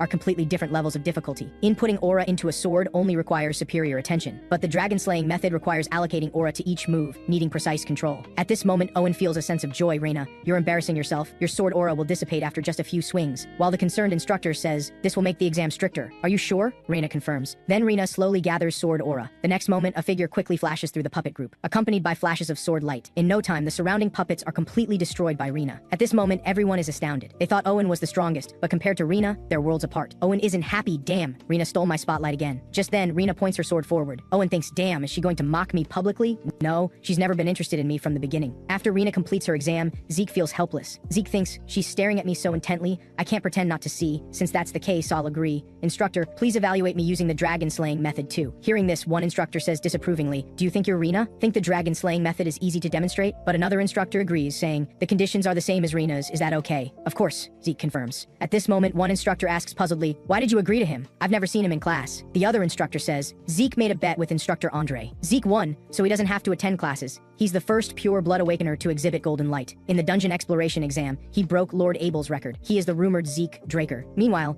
Zeke is converting ether into sword aura through his greatsword. This is harder than I imagined, but this level should be enough. At this time, Zeke slowly raises his greatsword. The next moment, Reina reveals an extremely shocked expression. This is the dragon slaying method. Chapter 1, Section 1, Heaven Breaking Stance. Damn, his posture is perfect enough to rival instructor Andre. With a figure flashing past, Zeke has already perfectly demonstrated the dragon slaying method. The dragon slaying method I used until I was sick of it in my previous life. Demonstrating it from the basics is quite nice. This level should be enough to stimulate Reina. Meanwhile, the surrounding voices make Zeke's heart skip a beat. Did he just envelop his sword with sword aura? Is Zeke already a purple knight? Zeke thinks, damn, was I too absorbed? So I unconsciously revealed sword aura. This is trouble. I've drawn attention again. At this moment, the two instructors reveal incredulous expressions. A first-year student has reached the purple knight level. Even Owen can't help but start trembling. While Reina seems excited. Scene change. The principal summons Zeke. The principal says, I heard you achieved an amazing score in the exam. Reaching the purple knight level at 13, you're really impressive. Zeke, would you like to take the grade skipping exam? And Zeke asks confusedly, does grade skipping mean skipping first year? The principal says, of course, it could be even more. After all, it's a system prepared for excellent students like you. He took the bait so quickly. After all, I've done so many attention-grabbing things. Without any hesitation, Zeke immediately agrees. Although I don't know what scheme they have, I'm willing to play along. Meanwhile, the principal contacts someone, saying, both Reina and Zeke have agreed to take the grade skipping exam. The other person says, then arrange it like that. The principal says,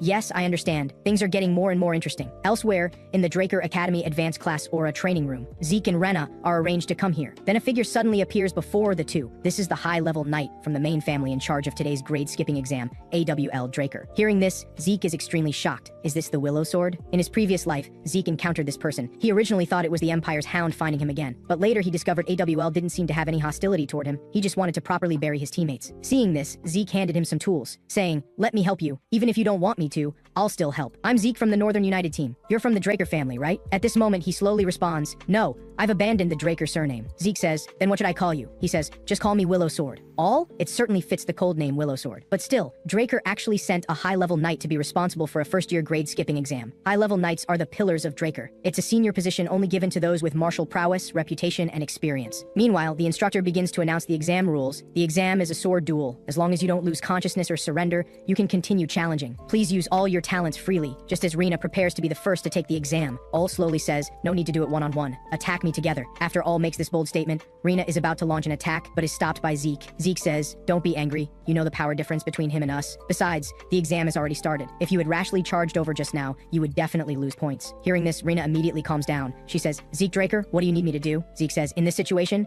I have a good battle plan that can severely wound him with one strike. A moment later, both sides stand in their positions. A strange sword from the Eastern Empire with a blade on only one side, called a ring knife. I didn't expect him to have been using this weapon since before. Reina looks very dissatisfied, but for the weak, honor and self-esteem don't count for much. But now let's focus on how to implement the plan. The next moment, both of them launch fierce attacks at AWL, but all are blocked by him with a raised hand. Following All's draw cut, the two quickly distance themselves. At this moment, Reina is shocked, so this is the power of a high-level knight. Following Zeke's instructions, targeting blind spots for attacks. But until now, they haven't even touched a hair on AWL. The next second, Reina slowly gathers aura, using the dragon slaying method chapter 3 section 1, half moon slash. Must attack with the mindset of killing him. At this moment, a crescent moon slash instantly flies toward Abiel, but he dodges it by sidestepping. Then he kicks Reina hard, sending her flying dozens of meters away. Seeing this, the bystanders are very concerned. Reina, are you okay? Reina says, I have no problem, but it's dangerous here. You'd better stay away. Creating an opening? With my strength, I can't do it. But you can do it, Zeke Draker? Initially, Reina disdained participating in Zeke's battle plan. Zeke said, "This isn't a night battle or sport, it's an exam. He's testing and evaluating our combat ability." Rina said, "I understand. I'll participate in your battle plan. But do you think this plan will work? After all, he's a high-level knight," Zeke said. "Then let's create a situation where we can use the plan," Zeke continued, during the duel from the cradle. "Why couldn't you dodge the stone I threw?" Rina said. "That's because I didn't expect you to use such methods." Zeke said, "That's it. High-level knights are the same as you. When the time comes, I'll signal you. This move will definitely be very effective. Just creating a small opening is enough." Meanwhile, Zeke uses the dragon-slaying method dragon form and swift wind shadowless step to quickly approach AWL. Seeing this, Aol is somewhat surprised. "Isn't this Lord Duke's footwork?" Then, Zeke suddenly swings his sword at him. The next second, the surrounding lights suddenly go out. All thinks, "I see, using the Pure Blood Awakener's hinder mana property. This is indeed a tactic children would think of. But just because vision is blocked, you think a high-level knight will show an opening?" At this moment, a strong sense of incongruity suddenly comes over All, shocking him. Even he can only vaguely see forms in darkness. But Zeke seems to see everything clearly. All doesn't seem like someone who would tell others about this. Meanwhile, Zeke slowly activates the Dragon Claw skill. Perfect chance to try the new skill. The next moment,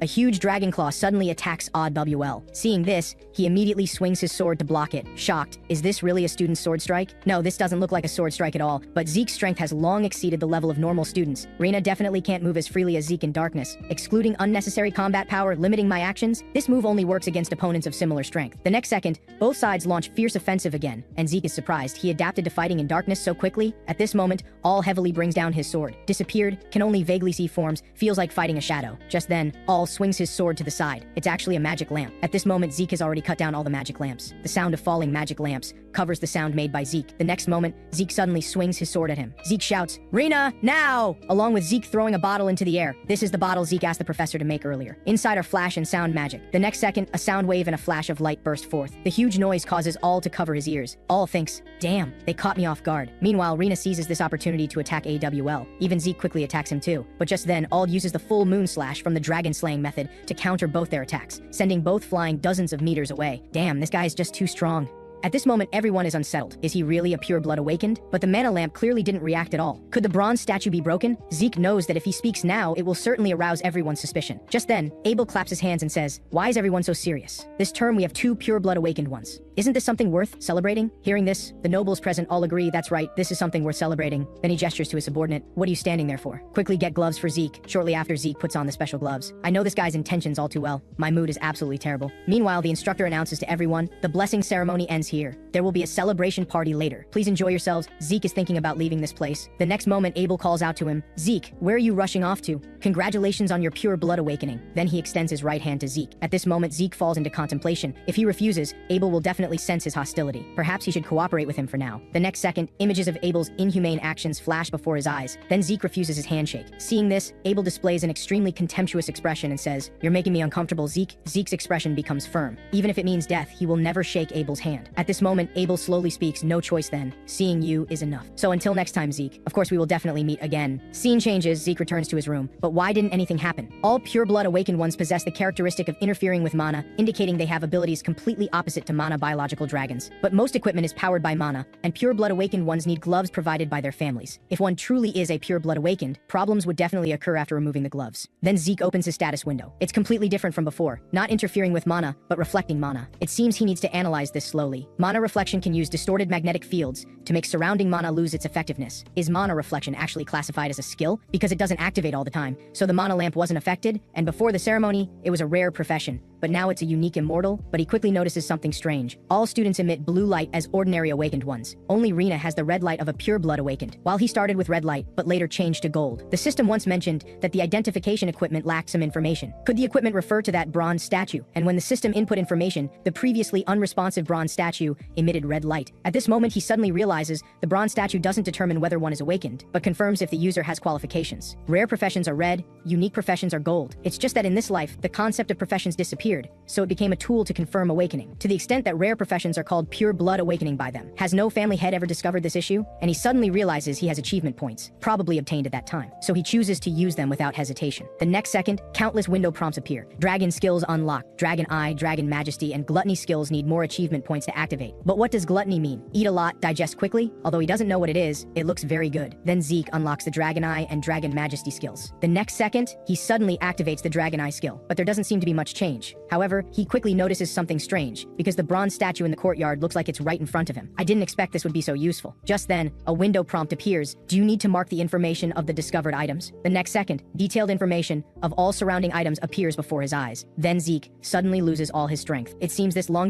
skill is quite formidable, but soon he restores his strength through healing magic. Just then, he notices his healing factor has improved. Wounds on the body will automatically heal. This is truly amazing. This can practically be considered immortality. Then he takes a small knife and makes a cut on his hand. In no time, the wound on his hand heals instantly. Do I really need to stay at the academy for 5 full years to graduate? I think 2 years is enough. After mastering the Dragon Eye skill, Zeke comes to Draker Academy, the top knight academy on the continent. Every spring during the new semester, the entire capital is filled with vitality. I didn't expect the senior students here to be just like adults. Their bodies are trained to perfection, but compared to us graduates from the cradle, they're still far behind. Just then, Zeke notices nobles nearby. It seems they've already established their own factions. Among the numerous branch families supporting the Draker family, there are 3 major families with the most influence: the Thune family of strength, the Gemins family of intelligence, and the Walter family of gold. Have the children of these 3 families all established their own factions? But this doesn't matter to me at all. Scene changes. Zeke arrives at the high-end dormitory for pure blood awakened ones, the Platinum Apartment. A high-end dormitory equipped with training grounds, libraries, and various convenient facilities. Only the top students can live here, and pure blood awakened ones are given the privilege of floor management. A moment later, a group of servants are welcoming Zeke's arrival. He is quite shocked. Even for pure bloods, this is too extravagant. Just then, Decker finds Zeke, stating he has something to deliver to him. It turns out to be a new pair of gloves. Now that I've received new gloves, I'll take this opportunity to forge a new sword. Regarding this idea, Decker shows agreement. Troy Principality is near the giant mountain range, known for producing quality iron ore and excellent craftsmen. It's rumored that the first weapons of knights who graduate from the academy are made in Troy. At this moment, Decker slowly says, "Do you need me to find a good craftsman for you?" Zeke says, "No need, because I've already found a suitable candidate." Saying this, he hands a card with a name written on it to Decker. Decker says, "Galleon Halport? This is the first time I've heard this name. I'll contact him immediately. By the way, here are materials you'll need for tomorrow's class. Please take some time to review them." Then, Decker leaves, while Zeke falls into contemplation. As long as I live in the Platinum Apartment, I can freely practice long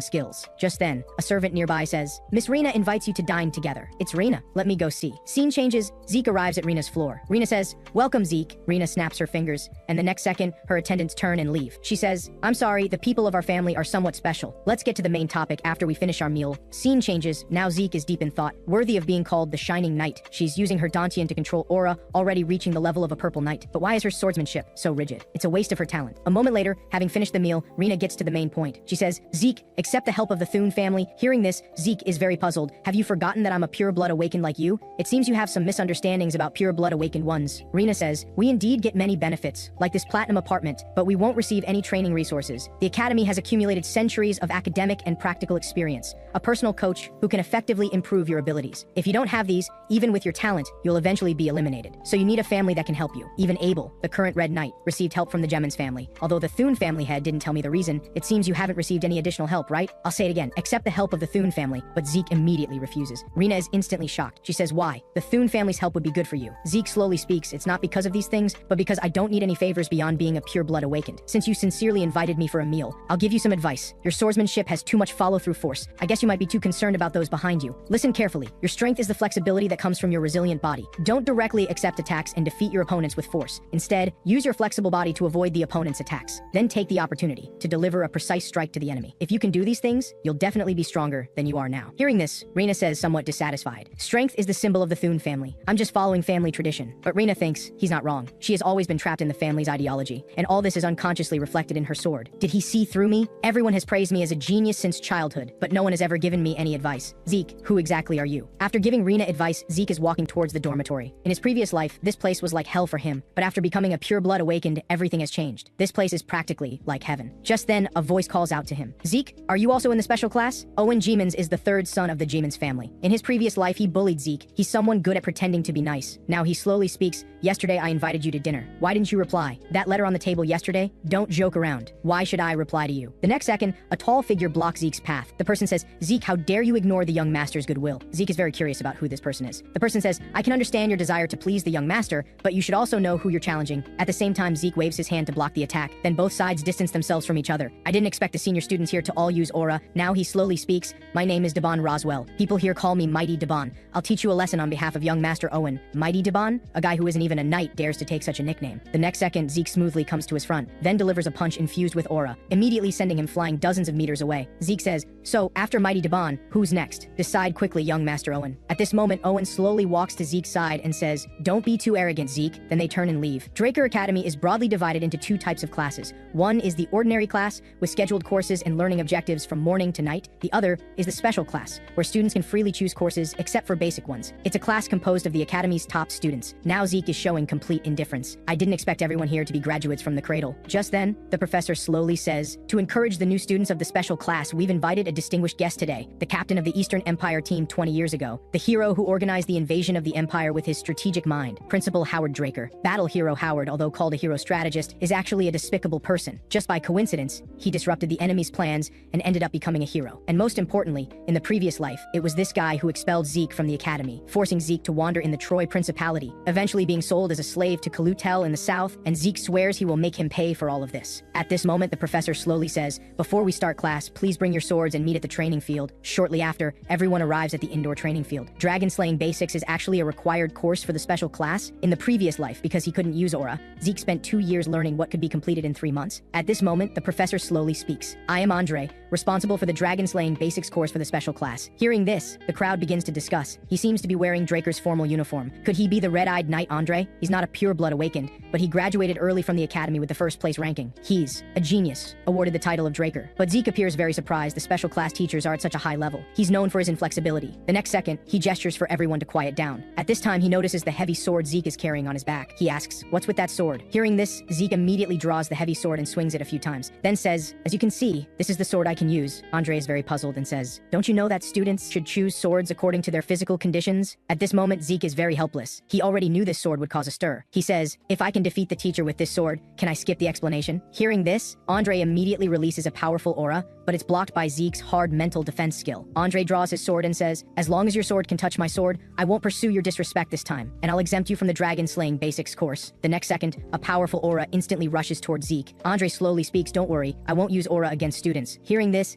Zeke reveals a smile. He knows Andre's weakness, so he should be able to win. But now he's being watched by Abel. If he attracts attention, it could cause big trouble. "I'll surrender when I touch his clothes." The next second, Zeke quickly executes a sword drawing strike, but it's instantly blocked by Andre. Seeing this, Zeke is very shocked. Truly worthy of being a Blue Knight. Defeating him shouldn't be an easy task. Then Zeke launches a particularly fierce offensive against him. Meanwhile, the onlookers are all extremely shocked. Draker's formal knight is indeed different. They've been fighting for a full 30 minutes. Zeke hasn't even touched instructor Andre's clothes, but what they don't know is that Andre's right hand has already started trembling. And he's very shocked by Zeke's terrifying stamina. Without using aura, it should be very difficult to defeat Zeke. He thinks, indeed, the pure blood awakened team is very disadvantageous. At the same time, Zeke looks at Andre and falls into contemplation. His stamina is still so poor, and without using aura, his stamina is even more insufficient. Draker's proficiency in aura is famously strange. It's not just used in training, but in daily life as well. Aura has become a part of people's lives like breathing. And now, Andre is like holding his breath. Plus irregular swordsmanship, Andre will consume energy even faster. If this continues, I won't even be able to pretend to lose to him. Just then,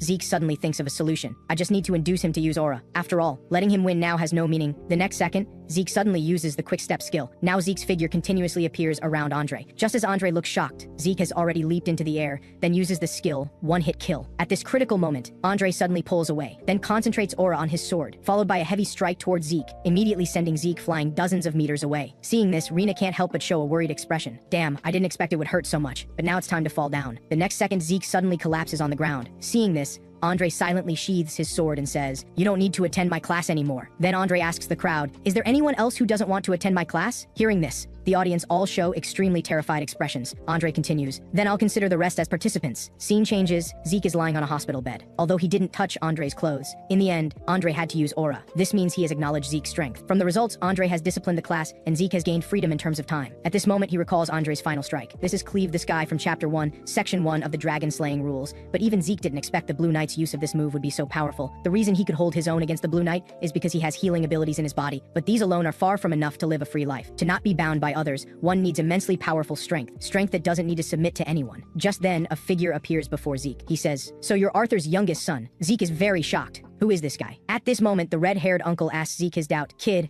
how did you do it just now? You clearly suffered severe internal injuries, but why did you recover in an instant? Could he have detected the healing ability?" And Zeke quickly calms down. No one in the academy knows about healing abilities, so he chooses to continue pretending not to know. The next second, the uncle swiftly chops towards Zeke. Seeing this, he immediately sidesteps to dodge, then throws a white bedsheet. Just as the uncle loses sight, Zeke suddenly activates several skills, then swings his giant sword heavily toward the uncle, but the next second, the uncle easily blocks his attack. Now the uncle slowly says, "Your ability to adapt is excellent." Just like in Soldier, Zeke is puzzled. Who is this person? Why does he say I'm like in Soldier? Could he know about my previous life? Just then, the uncle slowly speaks. "As a member of the Draker family, You dropped your sword and ran away. It seems you're more suited to be a soldier than a knight. But Zeke looks at the uncle and falls into contemplation. This guy's strength is at least at the level of a red knight. At this moment, the uncle says, this is a broad blade greatsword issued by the cradle, right? With your strength so good, why are you using such a weapon? Just as Zeke is about to respond, a figure appears behind Zeke. It's Andre, who says, so you are here, courtyard manager Mr. Dexter. Hearing this, Zeke is very puzzled. This guy is actually the courtyard manager. Just then, Andre's voice sounds again.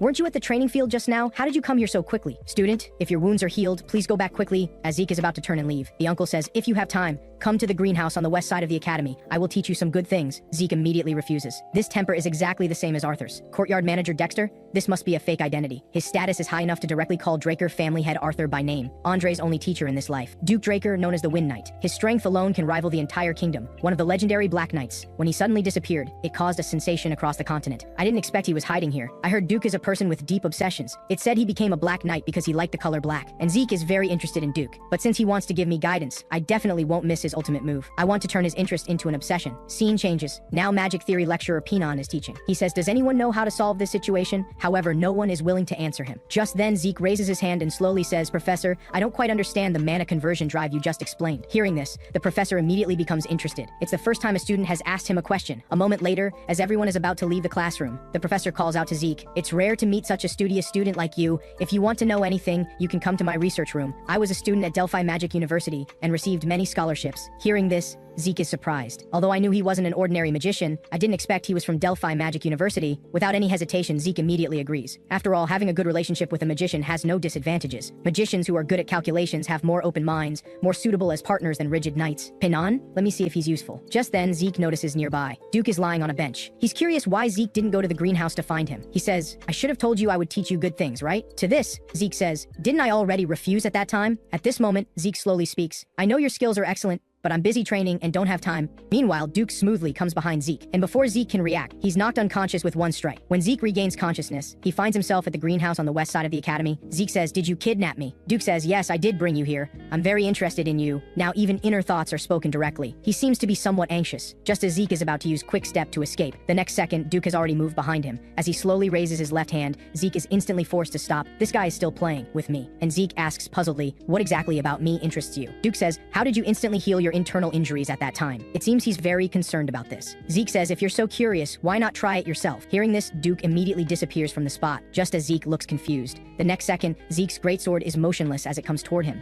Seeing this, Zeke immediately sidesteps to dodge, then turns to block it, saying, what do you mean by this? Duke says, didn't you say to let me try? But that was really too easy. Why don't we make a bet? If you can touch my sleeve with your sword, I'll grant you one wish. But if you choose to give up, you must tell me all your secrets. After Duke proposed the condition, 3 hours have now passed, and Duke is shocked. What's with this kid? He can not only take hits and fight, but also has abundant stamina, and he can endlessly repair his injuries. Could this guy? Just then, Zeke uses healing skills to treat himself. Although he could persist for a whole day, he definitely won't win this bet. Dragon Majesty. This skill has never been used because it's too dangerous. But against a Black Knight, it should be fine. The next second, Zeke suddenly bursts out with powerful Chiu-Eye. Seeing this, Duke is very surprised. This kid's eyes have become much sharper. That's more like it. Zeke slowly concentrates Chi. The next second, Zeke uses quick step to instantly execute a sword drawing strike. This kid just keeps repeating the same attack. Compared to that super fast guy and the Thune family's daughter, he's quite ordinary. But the trace revealed in his eyes is really likable. Just as he's hesitating whether to use a little aura, Zeke activates Dragon's Majesty. In an instant, Duke breaks out in a cold sweat, then smashes Zeke's greatsword with one punch, and he's puzzled about what just happened. Just then, Zeke raises a cloud of dust. As Duke searches for Zeke's whereabouts, he has already moved behind Duke. With the activation of Dragon Eye,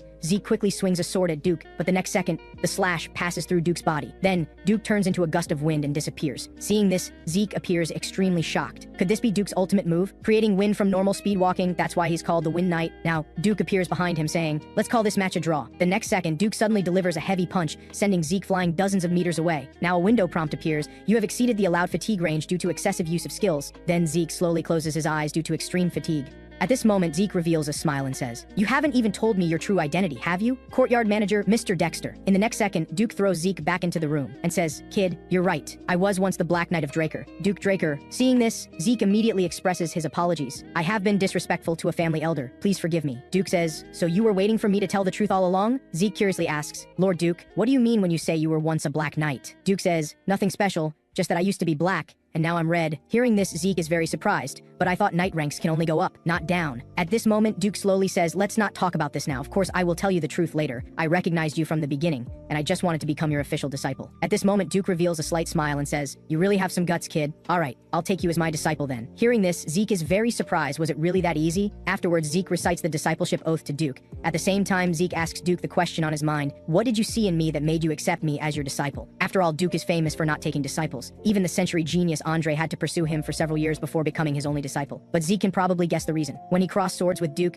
Duke realized that Zeke has the potential to surpass Andre. At this moment, Duke slowly says, why don't you guess? Zeke says, is it because I'm talented? Duke says, don't joke around. If that were the case, I would have taken Thune family's daughter as my disciple long ago. I like your fierce personality. Even geniuses can't all reach the black or red level. Growing up too smoothly makes it easy to collapse at the first setback. Indeed, he's right. Among those geniuses who could reach the red knight level, most of them end up stopping at purple. Just then, Duke slowly says to Zeke, now I'll take you to your first lesson. The scene changes, and Duke has brought Zeke to the training ground beneath the greenhouse. Zeke is very curious. Why has Master been making me run all this time? I've been running for 3 hours already. At this moment, Duke calls for Zeke to stop. Duke says, I want to ask you a question. Zeke says, of course. What question do you want to ask, teacher? In the next second, Duke flashes behind Zeke and says nothing special, then he grabs his right hand. Seeing this, Zeke immediately struggles to break free, then he quickly distances himself. Seeing this, Duke is very confused. Are you unwilling to let me check your pulse? Hearing this, Zeke immediately breaks out in a cold sweat. Duke says, I found it strange from the beginning, when we fought in the treatment room, when we made a bet in the greenhouse, and just now when you ran 500 laps in the training ground, I couldn't sense any aura from you, and you're not willing to let me check your pulse. Could it be that you can't use aura? Now he's very curious. He says, didn't the bronze statue react that time? And it even emitted an unprecedented golden light. If that's the case, why aren't you willing to let me check your pulse? Hearing this, Zeke quickly realizes that he's not suspicious, just genuinely curious. A Draker being unable to use chi is a big deal, yet he puts his curiosity first. Fortunately, it's Duke. If someone else discovered he couldn't use aura before getting the Sword of Light, it would be terrible. Unlike his previous life, in front of Duke, he doesn't need to lie at all. Then Zeke slowly takes off his glove. Although I have the pure blood symbol Hinder Mana, for some reason I can't use chi. If people found out that a Draker couldn't use aura, I would definitely be kicked out. At this moment, Duke uses aura to check his pulse. Though this child has a ruthlessness beyond his years, he is indeed still a child. But why can't he feel any aura even though he has awakened it? Duke immediately falls into deep thought. Zeke realizes that after checking his pulse,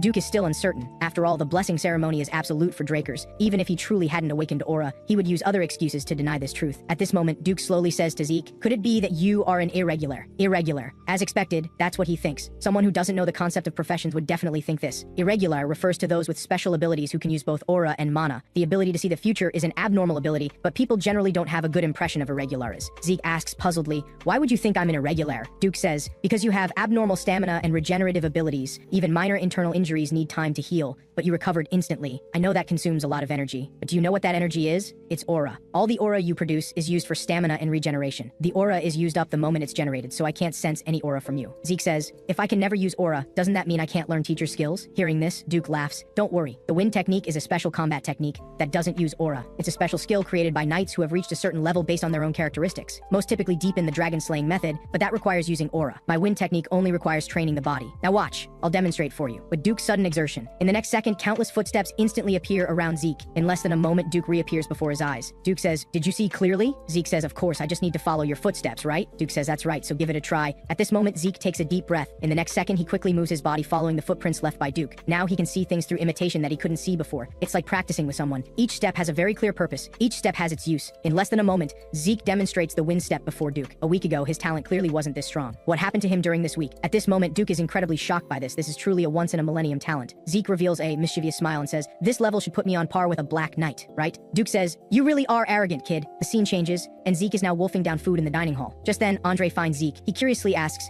how did you convince Mr. Dexter? At this time, Andre hasn't yet become Duke's disciple, so he must be anxious after seeing me become his disciple. Zeke says, I didn't convince him. Mr. Dexter chose me. Indeed, in the end, it's still because of pure blood, isn't it? Hearing this, Zeke puts down his cutlery and says, you're being too self-deprecating. Do you think Mr. Dexter would be interested in me because I'm pure-blooded? I became his disciple based on my abilities. Instead of spending time showing your insecurity to fill your self-esteem, why not work hard to make him choose you? How about that? The scene changes, and now Andre is running in the greenhouse training ground. Zeke asks puzzledly, Master, what's going on? Duke says, I was about about to ask you. He suddenly asked me to take him in, saying he'd even be willing to be a servant. So I told him if he could run 300 laps without using aura, I would accept him. I didn't expect him to actually start running. This guy is really stubborn. Zeke thought he was just an arrogant bookworm, but it turns out this guy has his own backbone. Shortly after Andre's discipleship ceremony, the Draker family head visits the academy. Seeing this, the principal immediately expresses a warm welcome. In the next second, the family head slowly says, "Howard, it's been a long time." The principal bows and says, "Greetings to the master of Draker." Then the voices of the crowd rise. "Greetings to the master of Draker." At this moment, the family head pats the principal and says, "You've worked hard." The principal says, "How can my hard work compare to the family heads? Indeed, only you understand me best, Arthur Draker,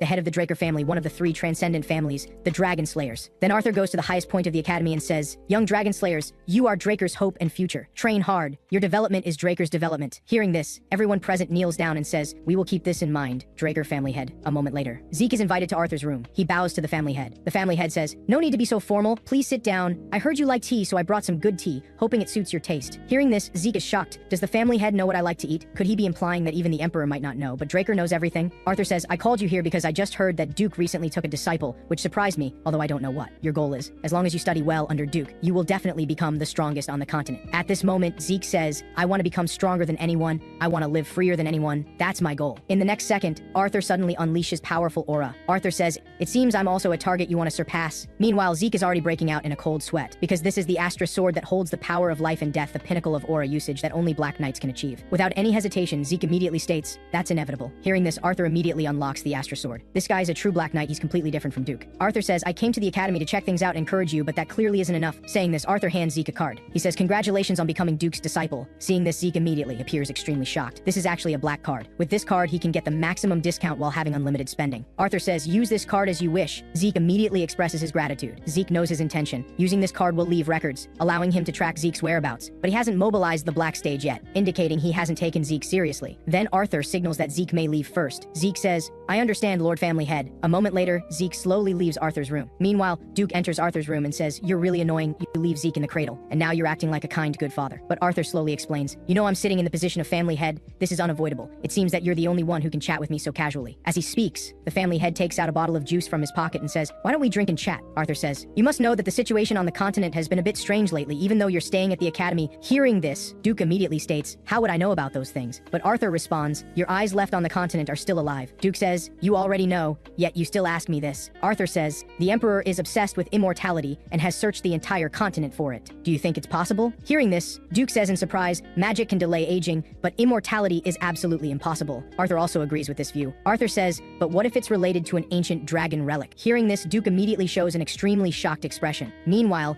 Zeke is eavesdropping on all this from the next room. He's using the soul body technique of listening. If it's related to an ancient dragon relic, this is indeed possible. But Duke asks puzzledly, "Could it be that you've already found the location of that thing?" Arthur says, "Probably." According to the Black Armament Team's report, the ancient dragon relic should be in the northern continent. Duke says, "Do you mean the Emperor doesn't know about this yet?" Arthur says, "Of course, but the Emperor will find out sooner or later." Duke recalls past events. After the Emperor took power, he said he wanted to unify the continent and started a war. After reclaiming half the continent, he stopped fighting. Duke thought the Emperor wouldn't pursue such dreams in his old age, but that wasn't the case. Arthur says, "If this relic can truly achieve immortality, then the continent will surely be engulfed in flames again. This matter is extremely important, so I will personally go to the northern continent to prevent the Emperor from flying into a rage after finding out. That's why I came here to find you." At this moment, the two clink their glasses and down their juice in one go. Duke says, "As expected, you only make me do troublesome things." In the next second, Zeke falls to his knees due to consuming a large amount of energy. An ancient dragon relic? If I'm not mistaken, that sculpture I obtained in my previous life must be the ancient dragon relic. The voice that echoed in my head before death and the windows I saw after rebirth, it all makes sense now. I stole the relic that could fulfill the Emperor's wish. So he sent his direct unit, the Hounds, to hunt me down. And the administrator system that sent me back to the past is the ancient dragon relic. But who created such a thing? A moment later, Duke and Arthur leave the room. At this time, he seems to notice something unusual behind the door. If that thing is the relic the Emperor is looking for, what's the connection between returning to the past and immortality? In the next second, Arthur suddenly pushes open the door, but he doesn't find Zeke. Arthur thinks, was it just my imagination? The scene changes, and Zeke is training in the training room. Decker says, "Young master, your classmate is here to see you." Classmate? Could it be Rena? Then let her in. A moment later, Liam kneels before Zeke and says, "Please, take me in." Zeke is very frustrated. "I shouldn't have interfered back then." Zeke says, "You want to be my subordinate? But what about Jakin?" Liam says, "I was abandoned. I must enter Valhalla." Zeke is very curious. Why was this guy so obsessed with Valhalla in his previous life? Zeke says, "But you shouldn't come to me. You should go to Thun Jamans. I don't have family support behind me. That means I can't help you enter Valhalla. Also, how can I trust what you're saying? To put it bluntly, you could be a spy sent by Jakin." Just then, Liam pulls out a short knife from his waist. Then he cuts off his own ear with one slash. Liam says, "I'll find a way to prove myself. If you want me to become mute, I'm willing to cut off my tongue. If you want me to become crippled, I'm willing to cut off both legs. I've entrusted entrusted my life to you. Please accept me. This scene reminds Zeke of his previous life. I want to become stronger than anyone. Please teach me, teacher. The current Liam is just like his past self. In the next second, Zeke throws his heavy sword. He says, if you can withstand one strike from me, I'll accept you. A moment later, Liam simply treats his wound. Now he's very shocked. He had thought that taking one strike would be very easy. After all, he can also use aura. But is this guy really the same age as us? This powerful aura scares Liam into a cold sweat. At this moment, he doesn't even dare to breathe. In the next second, Zeke suddenly launches an attack. Seeing this, Liam immediately uses all his strength to block it. With a loud crash, the sword in his hand is sent flying dozens of meters away by the powerful force. Zeke says, Liam Stone, is this all the strength you have? I overestimated you. I advise you to give up on Valhalla. It seems he was truly abandoned by Jaken. If he hadn't become Jaken's servant, Liam couldn't have entered the cradle. The Academy dares to expel even me, a direct descendant, so Liam will probably be expelled soon. Just then, Liam grabs Zeke's right leg. Does he need to go to such lengths? He's the man who was known as the Mercenary King in the previous life. At this moment, Liam says tearfully, please, Lord Zeke, give me one more chance. Seeing this, Zeke is very frustrated. It seems he has no intention of giving up. Zeke says, then I'll give you one more chance, but I have one condition. You said earlier that as long as I accept you, you're willing to do anything, so cut off your right arm. Hearing this, Liam breaks out in a cold sweat on the spot. Zeke says, what's wrong? Are you reluctant to part with this arm? In reality, Zeke is trying to make him give up his life as a swordsman. Zeke knows he definitely won't follow this request. Zeke says, if you can't make a decision, please leave. I need to continue training. Meanwhile, Liam slowly stands up. Although Zeke doesn't understand Liam's purpose for entering Valhalla, even if he doesn't enter Valhalla, he can still reach the red level. In the next second, Liam picks up the heavy sword from the ground. Then he swings down hard,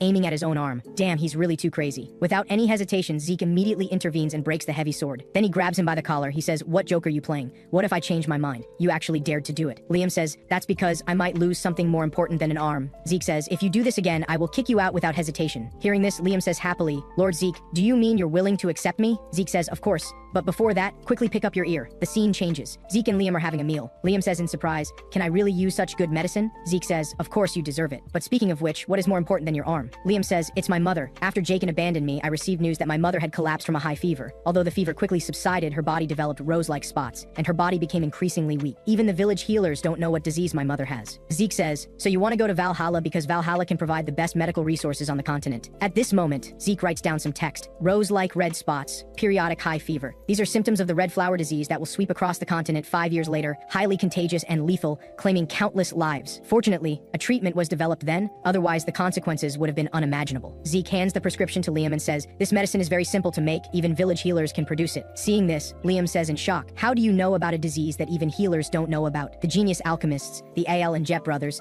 developed a treatment to save the continent. But greedy alchemists wanted to profit from patients. So when the brothers found out, they published the formula. At this moment, Zeke slowly says, it's nothing, I just know some alchemists. Now that you have the treatment, there's no need to go to Valhalla, and no need to be my subordinate anymore. Hearing this, Liam slowly kneels before Zeke and says, how could that be? I've already entrusted my life to you. I swear to serve you for life. Zeke thinks, an oath of loyalty? The mercenary king from my previous life is my subordinate, that's very reliable. Zeke says, if you can't keep up with me, I'll abandon you immediately. On the other side, Owen finds the principal. He says, I'd like to suggest something. How about increasing the difficulty of this semester's evaluation? Hearing this, the principal asks puzzledly, why do that? Owen says, the level of this year's first-year students is quite good, with capable family children plus 2 pure blood awakeners. If the exam difficulty remains the same as last year, the ability to differentiate will be greatly reduced. At this moment, the principal slowly says, you're right, I'll consider your suggestion carefully. A moment later, the principal heaves a long sigh. He thinks, blood is thicker than water indeed, thinking the same as that person. Considering future troubles, the buds must be nipped in the cradle. Time quickly arrives at the semester evaluation day. Dungeon exploration test, Academy's unique semester evaluation method. 2 people per group, escaping the dungeon within the specified time. Each group is randomly assigned a dungeon, so there are huge differences in difficulty between dungeons. Zeke says, Liam, are you nervous? Too nervous and you'll make mistakes, not nervous and you'll be arrogant. Appropriate nervousness can prevent both. Next group,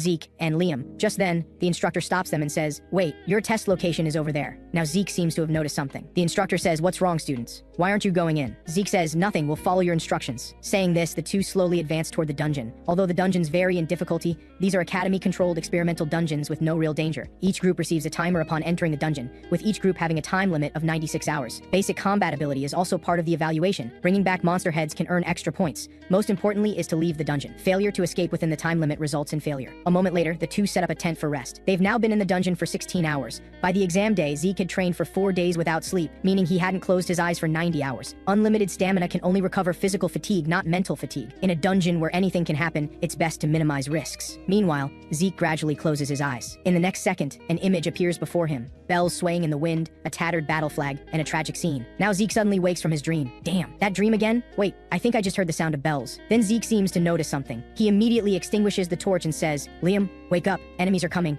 I'll check the situation, don't light any lamps. This exam lasts 4 days. Using Dragon Eye would be too risky, so it's better to let eyes adjust to the darkness. Just then, he smells a sulfuric odor. He suddenly remembers. A level 3 dangerous monster with a sulfur-like body odor that moves in packs. Could it be hellhounds? In his previous life, during the semester evaluation, Rina caught a half-orc. Who would have thought there would be hellhounds here? But he finds it strange. Even hellhounds would weigh at most a few hundred pounds. This level of tremor indicates at least several tons. Could it be a mutation? Damn, this is big trouble. In the next second, Zeke quickly dodges the enemy's attack. Only after sliding dozens of meters does he finally stop. Damn, Gemin's family. I thought they were up to something behind the scenes. They're planning to eradicate us completely. Now Liam is shocked. It's a mountain spirit, a level 1 dangerous monster that can easily tear apart hellhounds and half-orcs. The blood of mountain spirits is a raw material for making recovery potions. They possess terrifying regenerative abilities. Meanwhile, Liam stands in front of Zeke and says, "I'll act as bait, Lord Zeke. You run away." Hearing this, Zeke immediately reveals a smile. He says, "Don't joke around. How could a lord abandon his subordinate and run away? Liam, you shouldn't rely on me, but on your own efforts. You're strong. I'll assist you, so go ahead and attack." Hearing this, Liam immediately reveals a smile. In the next second, both of them launch an attack on the mountain spirit. After a flurry of blades, now the mountain spirit has several wounds on its body. The key is that Liam attacked vital spots each time. Did he specifically study monsters? But this level is far from enough. Now Zeke jumps in to block the mountain spirit's attack on Liam. Zeke says, "You performed very well in this real combat. You attacked the opponent's weaker areas, but you forgot the mountain spirit's terrible regenerative ability. It can immediately heal such small wounds. Normal attack speed can't keep up with the mountain spirit's recovery rate. You're not its match yet. Let me kill it." In less than a moment, Zeke slays the mountain spirit on the spot and gains 30 achievement points as a result. Meanwhile, Zeke signals Liam to take its head, as this can add quite a few points for both of them. Now, a window prompt appears from the front. Unexpected task: hunt 100 monsters in the dungeon. Types: more than 10 kinds. Time limit: 72 hours. Task reward: double achievement points and 2 random boxes. With 79 hours left until the end of the exam,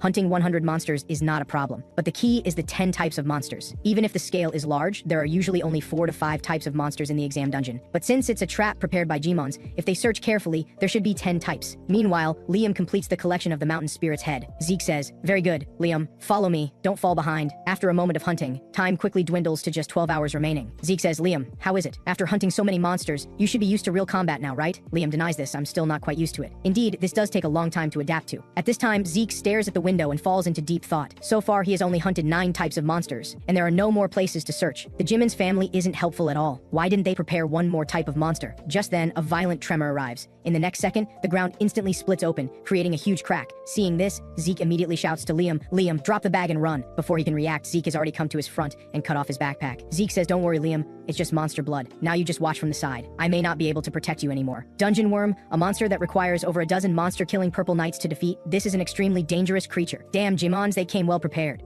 When he opens his eyes again, he finds himself back in his dormitory, thinking to himself, "It seems Duke brought me here. Damn, I was so close to succeeding. Truly worthy of being the Black Knight. I did everything I could but had no chance of winning against him. I used the same attack hundreds of times to lure Duke into lowering his guard, creating an opportunity with Dragon's Majesty at the decisive moment. I even used Dragon Eye to deliver a fatal blow, but it still wasn't enough. That technique Duke used at the end must be his ultimate move." Although Zeke passed out from overusing dragon skills, at least he came into contact with that ultimate move, using a body trained to the limit, that kind of super high-speed movement technique that defies common sense. The weak Andre was able to become the Red Knight thanks to this ultimate move. Although I lost the opportunity to learn the ultimate move, I still gained quite a lot. Dragon's Majesty, a pressure that can even momentarily stop the Black Knight. This skill can immediately make lower-level people submit when used on them. Just then, a window notification sounds, indicating an unconfirmed message. Then, countless window notifications appear. Quick step upgraded to C-level high-speed movement. Due to the user's strong will, the soul has grown, allowing the use of achievements to unlock the next skill. Following are various items waiting to be opened, such as minimap, inventory, beginner's taskbook, etc. Looking at everything before him, Zeke feels overwhelmed. So he first unlocks the inventory feature. Designated items can be placed in the inventory and will appear in hand when thinking about them. This means I can now store equipment I want. Then he imagines placing the short sword in his inventory. The next second, the great sword appears in his inventory. Different amounts of slots are occupied based on size and weight. And when Zeke wants to take out the great sword, it appears in his hand. This is even more convenient than a hyperspace box, and the inventory can continue to expand through achievements. Such an amazing feature is only a lower manager skill. What would it be like at a higher level? It seems achievement points shouldn't be used carelessly, so it's time to modify the plan. A moment later, Decker finds Zeke. He states that courtyard manager Duke has a letter for Zeke. The letter says, "If you want to challenge me again, you can do so anytime. It seems I haven't failed yet, which means I still have a chance." Just then, Decker slowly says, "Young master, I have another message for you. I found the blacksmith you mentioned. But there's a problem. The blacksmith refuses to accept appointments. He says he won't forge weapons anymore. So after learning Galleon's location, he takes a carriage to the Fafnir smithy. In his previous life, because Zeke saved Galleon's life, he forged a sword of light for Zeke. True to his nickname Soul Blacksmith, it was a weapon made by seeing through the user's soul. The sword he made possessed the exact ability Zeke needed most, the ability to convert ether into aura. But why would the continent's top blacksmith be in such a state? Although he sometimes gets like this, the situation shouldn't be this serious. What happened to him before meeting me? Then, Zeke takes a bucket of cold water and pours it on his face. Zeke says, "You should be more clear-headed now, right? I want to know why you're refusing my commission." Just then, he notices Zeke's gloves. They belong to the Draker family. Without any hesitation, he immediately apologizes to Zeke. "I'm sorry, I didn't mean to offend you.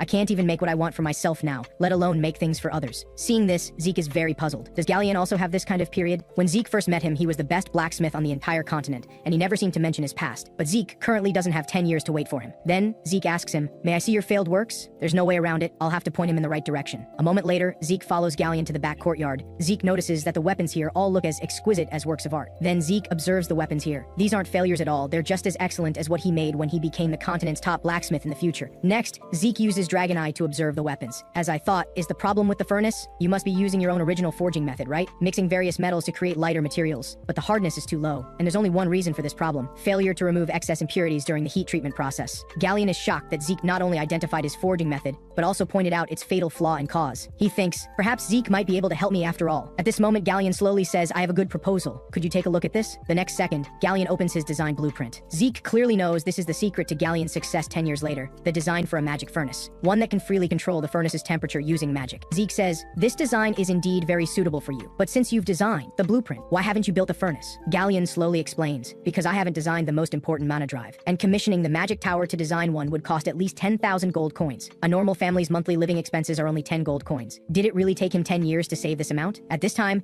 Galleon slowly says, "You are a pure-blood awakener of the Draker family. If you could help me complete this furnace, I'm willing to forge weapons for you unconditionally for life." Although Zeke is a pure-blood awakener, 10,000 gold coins is still too much for him. It would be different with family support. Just then, Zeke suddenly remembers something. He says, "A mana drive? That's all. I accept your proposal. I'll commission a magician, I know, and I'll notify you as soon as there's a result. One last thing, stop drinking fruit juice." After saying this, Zeke turns and leaves. Scene changes, Zeke arrives at the Draker Academy Professor Research Institute. Why would the Magic Tower people ask for such a high price? Fortunately, Pinan's specialty is precisely mana magic drives. Just then, a noise nearby attracts his attention. This alley. I remember it's where I was often bullied in my previous life. At this moment, Raven is furious. What unprecedented golden reaction. What super awakener surpassing purebloods. Don't joke around. Losing to Zeke was unavoidable. After all, he ambushed me before the fight even started. Although I did lose, why would such an inferior factor be a pureblood awakener? Just then, Zeke's voice sounds from behind him. "Raven, I didn't expect you'd find my replacement so quickly. I'll give you 3 seconds to kneel down and kowtow." The next second, Raven is frightened into a cold sweat by this killing intent. Damn, just a few months ago he was under my foot. How can I be afraid of him now? Just then, Raven gestures to the others. "What are you waiting for? Go beat him up." Seeing this, Zeke feels speechless. He already gave them a chance. The next second, Zeke dodges an enemy's right fist. Then he swings a heavy punch at the enemy's face, instantly knocking him to the ground. Meanwhile, facing the group's attack, Zeke handles them all with ease. In no time, Zeke has knocked down everyone. Seeing this, Raven is shocked. How is this possible? Is this still the Zeke I knew? At this moment, Zeke slowly says, "Don't be afraid, pain is only momentary." Hearing this, Raven immediately draws his sword, saying, "If you dare come near me, I'll kill you." But Zeke's expression becomes serious, saying, "Do you know what it means to draw your sword outside the practice field?" Raven Kunrath, drawing your sword outside the practice field with killing intent. I will respond with killing intent. This battle will decide life and death. According to tradition, all responsibility lies with the individual, and after the battle, there will be absolutely no accountability for the other party. Liam Stone, you are the witness of this battle. Hearing this, Raven immediately falls to his knees, then cries out begging Zeke to spare him. "Please spare my life." This reminds Zeke of a scene from his previous life. What a ridiculous fellow. The next second, Zeke cuts off Raven's ear with one slash, saying, "Let your ear stand in for your life." At this moment, Zeke speaks again. "The next time I see you, if your ear has regenerated, then I won't be cutting off your ear, but your head." After saying this, Zeke turns and leaves. Just then, Liam calls out to him. "Lord Zeke, why did you save me?" Zeke says, "Don't mind it, I wasn't saving you, I was saving myself." Scene changes, Zeke finds Professor Pinon. Pinon says, "In conclusion, this is feasible, but before that, let me tell you something. As you said, the structure is very simple, but the problem is the furnace core, which is the heart of the drive. This furnace requires complicated conditions. It needs strong firepower and time control, and there's no precedent for such a design." Zeke is confused and says, "But this can be made, right?" Pinon says, "Of course, there are currently 2 methods. First, I can design the drive myself, but calculations for the furnace core alone would take over 15 years. Hearing this, Zeke is shocked. 15 years? Pinon continues. "The second method is not to design the core directly, but to substitute other materials, which can greatly shorten the time. But the problem is, that material is high compression mana stone." Hearing this, Zeke says in shock, "Isn't that an ancient relic that can't be manufactured with modern technology?" Pinon says, "Indeed, this relic is very rare in ruins. If it's a mana stone that can support the furnace,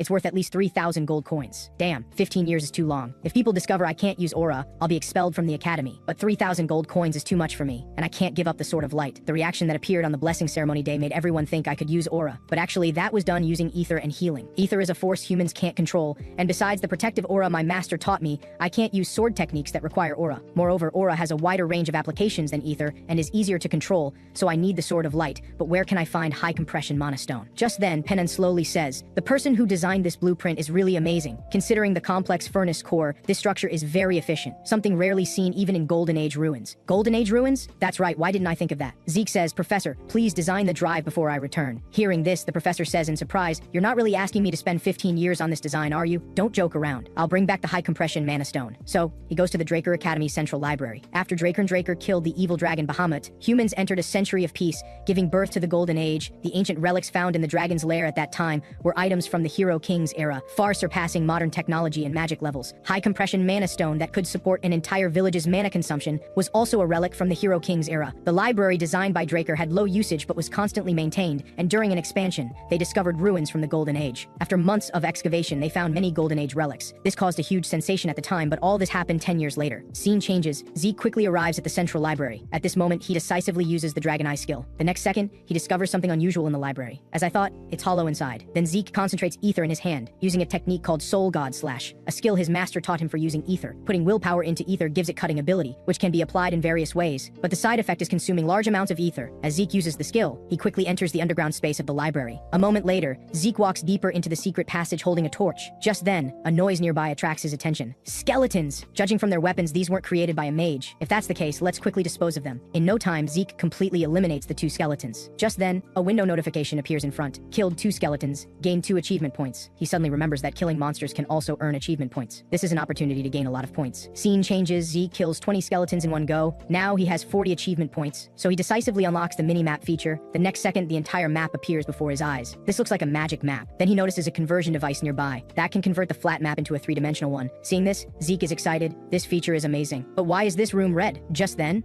a window notification appears in front. Do you want guidance to the Dragon Slayer's tomb repository? Zeke clicks confirm. He didn't expect it would be so easy to find his destination. As he presses the button, the fastest route to the destination appears before him. This is great. Now I won't have to worry about getting lost. A moment later, Zeke arrives at the destination door. Just as he's about to push it open, he's instantly repelled by a magical force. It's defensive magic. This must be why Magic Tower members were deployed. If not for these gloves, Zeke's hands would probably be gone already. Damn, I can't open this door either. Can the system open it? The next second, the system seems to hear Zeke's request and removes the defensive magic for him. Seeing this, Zeke is amazed and says, can you understand what I'm saying now? The system says, of course, do you have any other requests? He can actually talk with the system. He curiously asks, why am I able to return to the past? The next second, the system refuses to answer this question. Then Zeke asks several questions in a row, but the responses are still rejections. Damn, it won't tell me any important questions. Zeke says, then can you help me open the gate? The system says, of course, and the gate slowly opens. At this moment, countless huge treasure chests appear before Zeke's eyes. Could these all be treasure boxes? Treasure boxes, just as the name suggests. They're filled with many precious treasures. There are hundreds of chests here. In no time, Zeke collects all the treasure chests. Finally it appears, high compression mana stone, and there are actually 4 of them. One achievement can expand the inventory by 4 slots, although currently he can add more than 40 slots. It's still far from enough. It seems I need to work hard to move everything here before graduation. Just as Zeke is about to leave, an uneasy aura suddenly surrounds him. The next second, a magical barrier encircles him. Before he can react, he's magically teleported to an unknown location. Zeke is very curious. He asks, System, where is this? The system answers, Manager, you are now in the Dragon Slayer's resting place. Hearing this, Zeke is puzzled. Future information never mentioned this place filled with stone coffins. Then Zeke opens the mini-map to check. Indeed, this is a place not far from the transfer point, so it must be a secret location never discovered in his previous life. As Zeke slowly opens the stone coffin, the next second,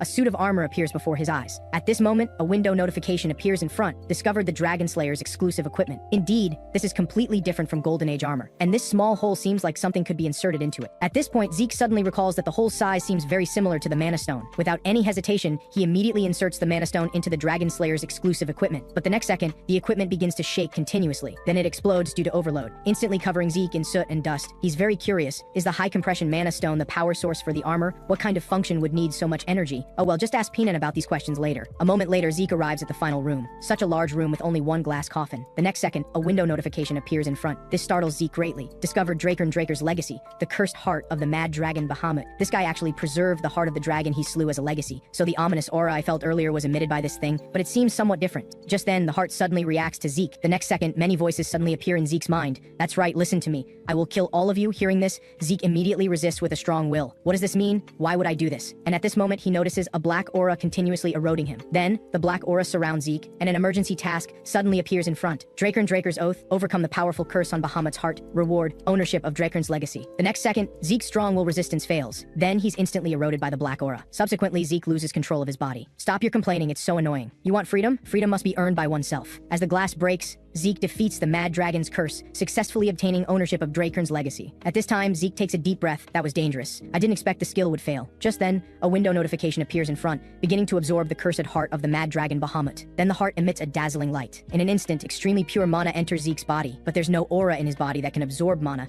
so the mana with nowhere to go is destroying his body. Damn, I need to think of a solution. Then, Zeke uses the full body technique seal. This is a skill that wraps mana in ether, then seals the mana in the ether hall. With a loud sound, Zeke completes the seal on the mana. Finally survived. The heart disappears at the same time. That mana was indeed Bahamut's. Just then, he notices a giant dragon mark on his chest. Did this appear when sealing the mana? At this moment, countless window notifications appear before Zeke. The absorbed mana has changed the manager's body. Manager's constitution changed to celestial bone body. Discovering power the manager cannot bear. 95% of the compressed sealed power has obtained the qualification of successor, can browse Draker's secret library. Opening beginner's task book, providing tutorials for lower managers. Looking at everything before him, Zeke feels overwhelmed. Well, just check these things slowly later. Just then, Zeke suddenly notices something. Whether to open Draker's another legacy. Seeing this, Zeke immediately shows a mischievous smile. The ancestor is truly generous. After Zeke opens Draker's other legacy, it appears before him. This is. Scene changes. Zeke organizes the legacy he brought back into his dormitory. He checks his status window. He can see many new additions, including word soul skill that needs to be unlocked after becoming stronger. Authority, dragon domination, can dominate dragon race, issue commands to dragons. Constitution, celestial bone body,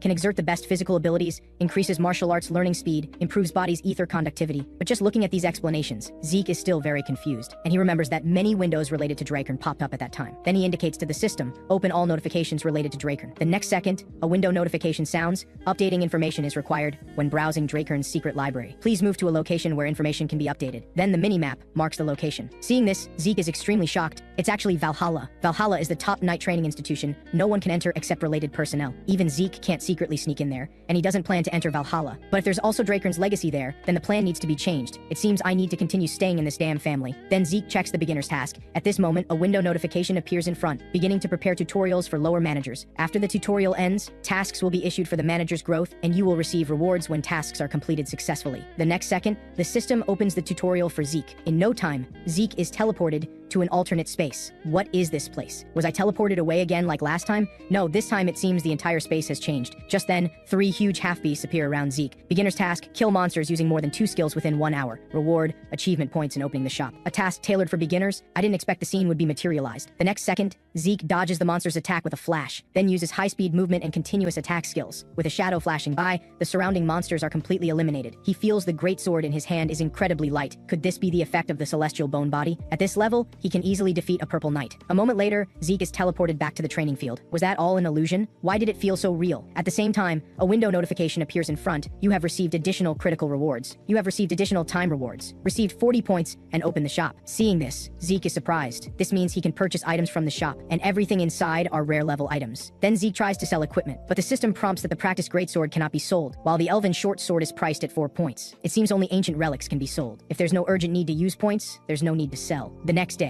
Zeke finds Professor Pinan, who says in surprise, how did you find this thing? Zeke says, it's a long story, but more importantly, when can the drive be completed? Pinan says, I've already completed the drive. Zeke says, you finished so quickly? You're amazing. Pinan says, you brought the Mana Stone, you're the amazing one. It seems he's suspicious of Zeke. Every discovery of Mana Stone is registered with various ancient texts to manage the ownership of the valuable Mana Stones. The serial number confirms the excavation period, location, and owner, but the Mana Stone Zeke brought isn't in the registry. At this moment, Zeke slowly says, you should have confirmed there are no issues, right? Can we leave now? A moment later, the two arrive at the smithy. As the furnace core operates, the magic furnace begins to work. Then the professor leaves, citing classes as an excuse. Galleon is very happy. He never thought he would complete the magic furnace in this lifetime. Just then, Zeke takes out an item from his bag saying, use this to make a sword for me. Seeing this, Galleon shows an extremely shocked expression. Isn't this a dragon's fang? The most solid fang of the cursed mad dragon Bahamut? Where did you find such a well-preserved item? That's right, Drakern's second legacy is this. At this moment, Galleon says somewhat tremblingly, you not only created the furnace for me, but also gave me a dragon fang for me to forge. I definitely won't disappoint you. This scene reminds Zeke of a moment from his previous life. This guy is still the same, so I'll entrust this to you. I wonder what kind of sword he will make. I'm really looking forward to it. After Zeke completes the sword-making commission, he returns to his exclusive dormitory. He suddenly remembers that after the bet with Duke ended. It's been a week since he sent Zeke that letter about challenging him again. There should be some reaction by now. Just then, Zeke suddenly senses something. Then he hears a voice from behind. Why didn't you come find me this time? You better tell me the truth. Zeke says, I had no intention of challenging you, so I didn't go. The next second, Duke comes in front of Zeke saying, you need to tell me the truth. Before Zeke can react, he's thrown out by Duke. When he comes to his senses, he's already been thrown out the window. Seeing this, Zeke breaks out in a cold sweat. At this height, if he can't heal in time, he'll die instantly. Then Zeke reaches for the railing, but the next second, Duke has already grabbed his neck saying, I saw through your intention long ago. You know what I mean, yet you keep delaying, both last time and this time, as if deliberately provoking me. Zeke is shocked. Did this guy know I was playing him all along? Duke says, I'll give you 5 seconds to tell me the truth.